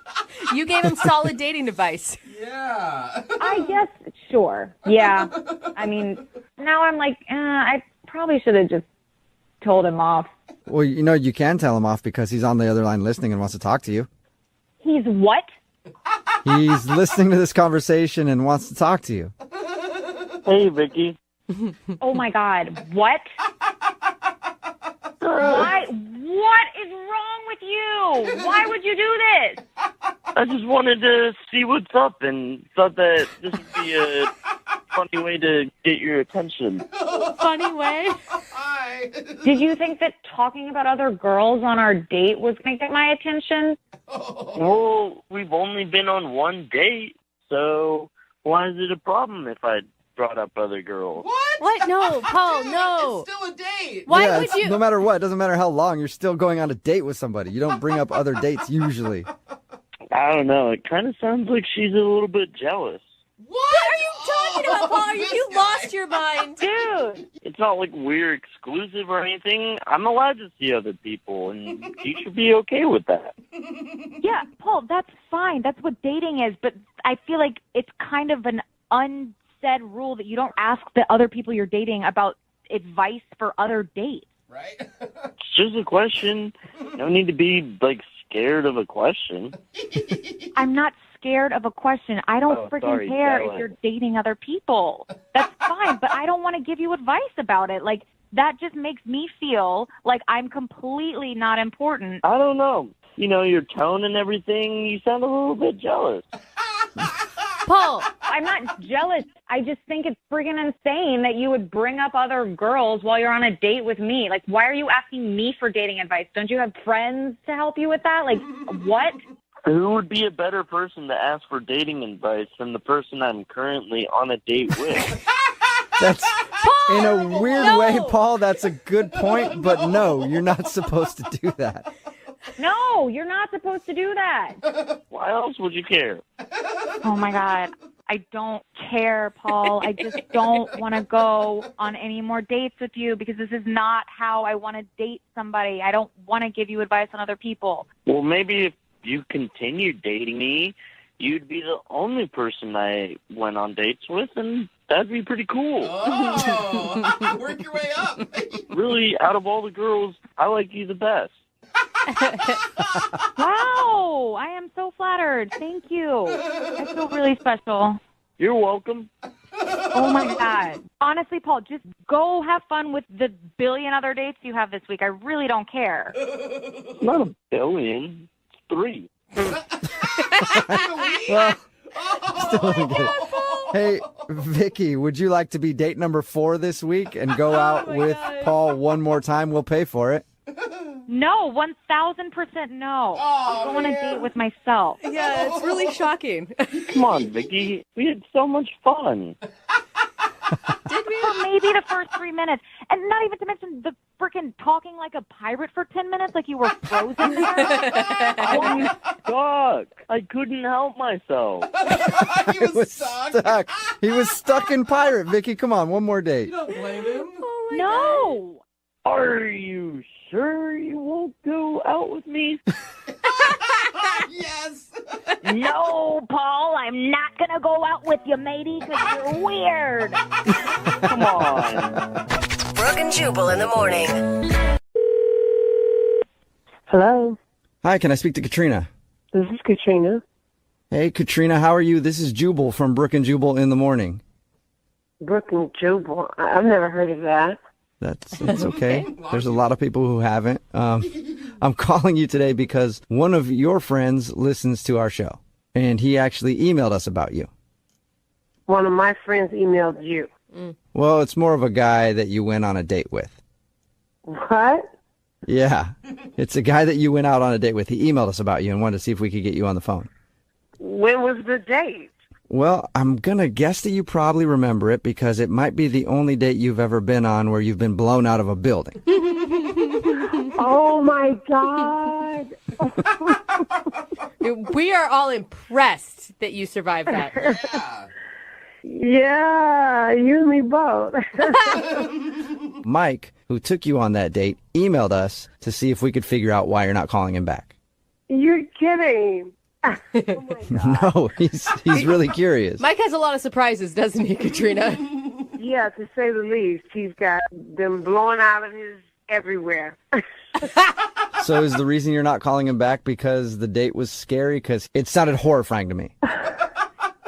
Well, it started out good, and I mean, it was different. Different's a better word. Yeah, but I mean, it sounds like you're totally avoiding him. He said that he hasn't even seen you at the gym. Like you changed your entire schedule. Well, I had to recover. Recover? Have you ever been on a date like that? You might want to think about if you want to see that person again right away, right? I've been on a lot of dates like that, but never because I was blown out of a building. Right, so if you can imagine, I'm going to take a little more time. Okay. I don't even know how to look him in the face right now. Well, why? Because you were scared? I mean, you were that scared? You don't know how to look at him in Well, I don't know what he told you. He told us that he met you at the gym. He'd been asking you out for a long time, and you finally said yes. And then he did take your date to work day, where he took you to his job, and he's a stuntman. And then he did a little thing where you guys got blown out of a building. He thinks that you were scared and also a little upset because apparently it singed your eyebrows. Well, it did singe my eyebrows, but they grew back. But he didn't say that I wet myself. Oh my God! What? Wait, you did what? I didn't hear. Repeat Say that. yourself. What happened? Girl, it's okay. You're in the company of people who have done the same thing. What happened? Did you pee your pants? Oh! I did pee my pants. Now that has not happened. You know, since I was a kid. Oh my God! Like how No much? way. How wet are we talking? Like a little wet, or all the way down to your knees wet? It was pretty down to my knees. Like I just knew he saw it. Oh my God! Hey, don't feel bad about it, Katrina. I've peed my pants 3 times with him just telling me the story. So big deal. You got blown out of a building. It's okay to pee your pants in that situation. Oh my God! Yeah, but I think he actually noticed. Why do you think he noticed? Well, he looked at me kind of stunned, and he was like looking me up and down. And so I thought, even though he said, "You want to go to dinner?" I thought he was just being nice. You smelled like urine. That could have been another reason why he noticed. Well, I smelled like smoke, but... Oh, okay. Okay. I bet. It covered up the scent of pee. Yeah. He didn't mention anything to us about you peeing your pants, though. No? No. I'd be surprised by that because he had to, undo my harness and help me out of this. Yeah, I'd totally be surprised. It was pretty obvious. Oh man! But okay, granted, you would be really embarrassed. I understand why you would be. But he obviously was into you. Like, he's tried to call you. You just have totally ghosted him. But I peed my pants our first date. Like, how do you come back from that? I don't know. You only go up after that. That's the great part of it. You know what, Katrina? I know you're not good with surprises, and I don't want you to make the same mistake twice, but Mike is actually on the other line listening and wants to talk to you. Try not to pee your pants. Oh my God. Katrina, you don't listen. You don't have to be You embarrassed. did In fact, I knew I was just keeping it quiet. I didn't want my friends to know you had peed on yourself. I did it. And listen. No, I did it. I did it my first time. At least you did it like a champion. You were wearing all black. Nobody noticed. You know. You noticed. Well, obviously, I noticed. I'm goodness. taking your harness off. I'm bending down in front of you. I smell pee. Come on. And technically, it's all your fault. Yes. So wait, Mike, you were going to take her to dinner with wet pants? I didn't want to draw attention to it or embarrass her, but I still wanted to spend time with her, so I didn't know what to do. Dude, that says a lot. A man who's going to take you out to dinner with pee pants on, he likes you. It's kind of romantic. I mean, I don't know what to say to that. I was so embarrassed. Well, say that you will answer my phone call when I call you next time. Okay, I could do that. Are you sure about that? You didn't sound very positive. Well, I mean, it's nice, but I still have to look him in the face knowing that I did that. So, I might not sound excited, but it's nice. I liked him up until I peed my pants.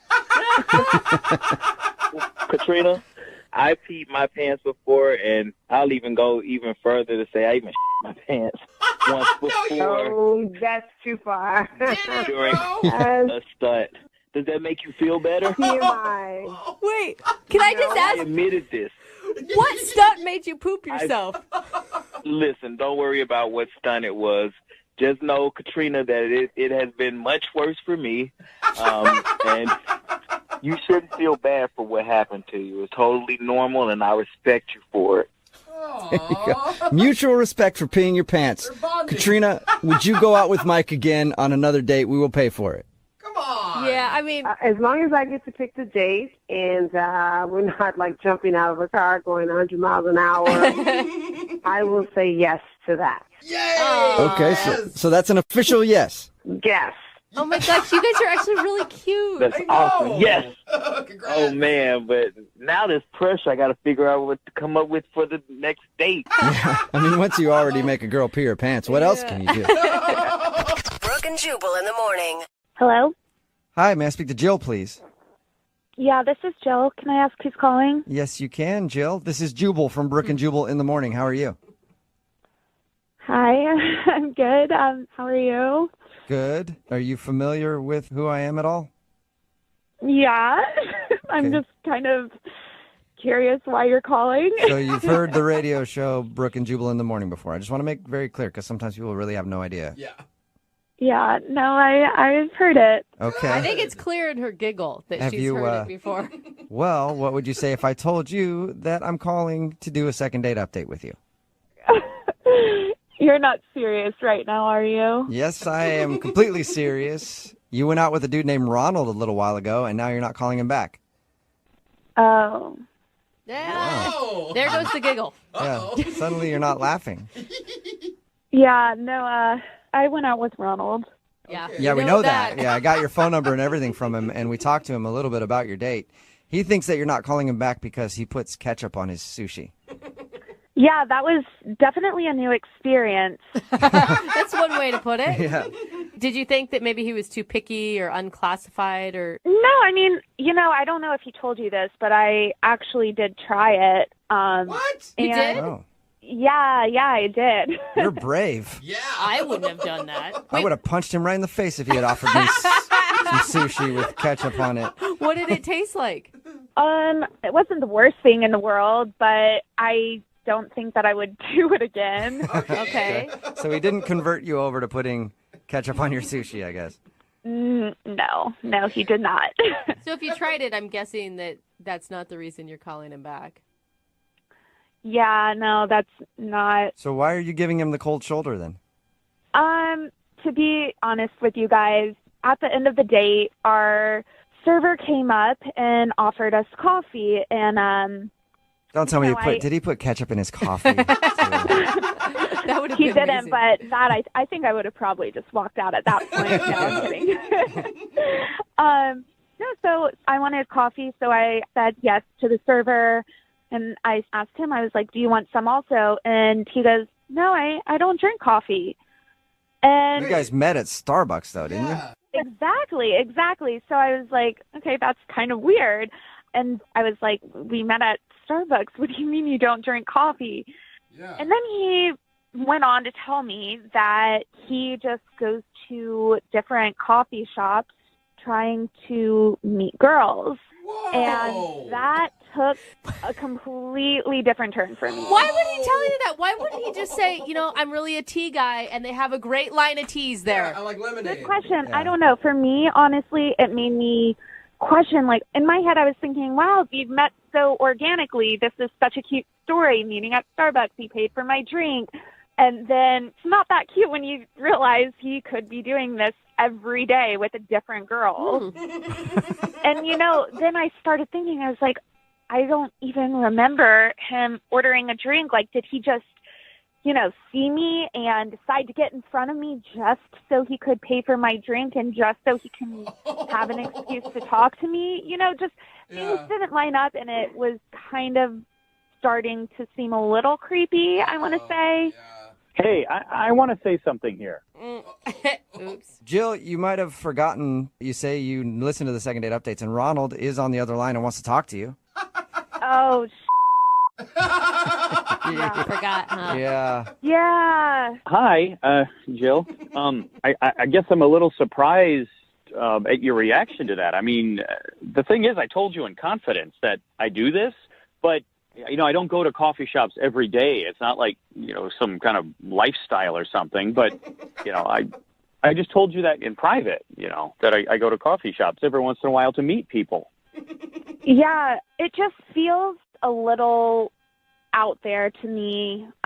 It seems almost like you scope out people and go and meet them, which I don't know. That just, to me, seems a little creepy. Well, I guess I don't understand. How is that creepy? I mean, there's, I not only am I honest about it, but I'm not hanging out in bars or online or, do you watch people and then, attack them like it's your prey? That's what it sounds like. No, not at all. Did I attack you like prey? No, we actually had a conversation and we met and order coffee at the coffee shop. You were like, did you see me and just decide that you wanted to stand in front of me at the coffee shop and then use that as your excuse to talk to me? That to me seems a little creepy. And for me, I don't know how many people you've done that with, and it listen, I've only done it like a few times. It's not, but it's really, where are you supposed to meet people? I mean, and the cool thing is I met you and we had a really easy conversation and a good time out. And I just don't understand why it's that creepy. I mean, you make very good points. We did have a very nice conversation and all. I don't know. I think I was just very taken aback by it. And it just kind of made the date feel less authentic. Yeah, but Jill, I mean, have you ever done online dating? Yeah, and that's the thing. I understand now more where he's coming from. Ronald, if we're being honest now and we're being open and everything, how many people have you done this to? Like, what is the exact number of girls that you have seen at a coffee shop, decided you wanted to go out with them, and bought them a coffee? Yeah, Ronald, how many women have you bought coffee for? I mean, the way you describe it sounds like he's sitting in the corner with binoculars taking, pictures. He might be, for all I know. Well, look, Jill, I mean, the number of people is irrelevant. The point is, did you have a good time?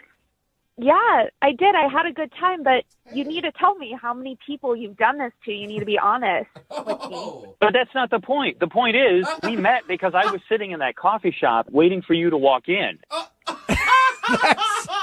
Bad choice of words. Yeah, that sounds creepy. I don't feel like, Jill, you really want to know the answer to the question that you're asking. I feel like that's only going to make things worse for you. I think you might be right. Look, I don't know what you want. I was honest with you about the sushi. I was totally upfront about this. I mean, look, I don't know how many people I've met there. I mean, it's probably somewhere between, I don't know, 30 and 50. Whoa. Whoa. You must be notorious among baristas. They see Ronald coming from a mile away. And you must also be rich. That's a lot of coffee to buy for people. Hey, Jill, would you like to go out with Ronald on a second date? We will pay for it. I'm not going to lie. I thought you were going to say that it was going to be between like 5 and 10 people, but 30 and 50, that's a lot. Come on, Jill. I mean, what's the difference? He could be sitting on Tinder swiping left and right on hundreds of people's pictures. No, in person, it's totally creepier. If you're watching a person as they come in, that's so much creepier than online dating. Yeah. I guess that both parties on online dating know what they're in for. Yeah. In Ronald's case, it's only Ronald that knows what he's in for. No, hey, I don't appreciate that comment. Well, Jill, will you go out with Ronald again? Just one more date. I don't know. We have fun, but I think it was just a little much for me. Okay, what if he just shows up at the next coffee shop you go to? Will you share coffee with him then? I think I might run in the other direction now. Oh, come on. I'm sorry, Ronald. You didn't get a second date. Well, hey, I was honest. And if she doesn't like honesty, then obviously she's not the girl for me. Yeah, There you and go. I think probably a lot of women aren't the girl for you. But you'll find the one that is eventually, Ronald.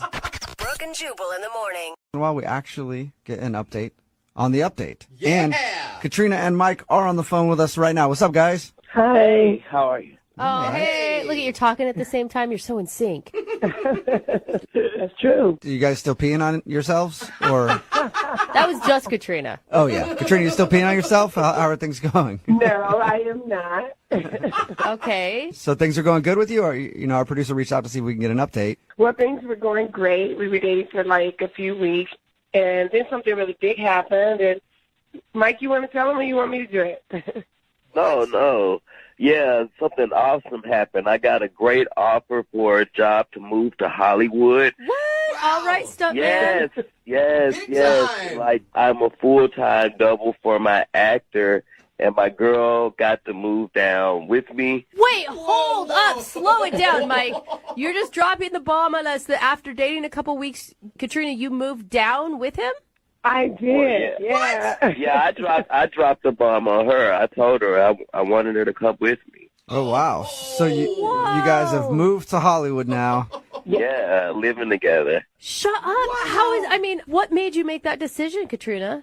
We were in such a good thing for those few weeks that I thought, follow your instincts, girl. Yeah, all right. You never know. Okay. Oh, my God. I am such a scaredy cat. I don't know if I could have done it. Me neither. I mean, if I could get blown out of a building with this guy, I can move to California with him, I feel like. Yeah, seriously. I mean, how bad could it be living with him if you've already got blown out of a building and peed yourself in front of him? Like, dude, I would have peed myself on that decision more than the building one. I'm going to tell you what. That's scary. I think it's great. I get to go on the movie sets with Mike and see him work, which is pretty awesome, and watch other people get blown out of buildings. And a couple of weeks ago, I got to meet Matt Damon, so I'm meeting stars. I mean, it's brief, but it's fun. Oh, my God, your social media profile pics are going to be so much better now. yeah, and that's what relationships are all about. Like, is if you can make the person's social media better, and that's what it sounds like Mike has done for you. Congrats, you guys. That's so cute. How are you doing with it all, Mike? Well, I think it's awesome. I mean, for her to drop where she was and to trust in a relationship that she didn't really know, it meant a lot. So I think I put a lot into it.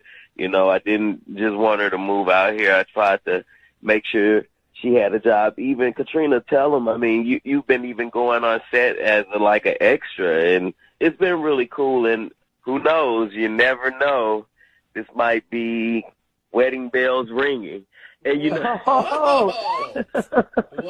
Did you know about this, Katrina? No, I didn't know about this. Well, that's great. Yeah, I don't mean to jump the gun, but yeah. I mean, things are going great. I'll just put that out there. All right. And if they ever don't go great, you're a stuntman. You could always fake your own death very easily. So you can get out of it if you need to. Brooke and Jubal in the morning.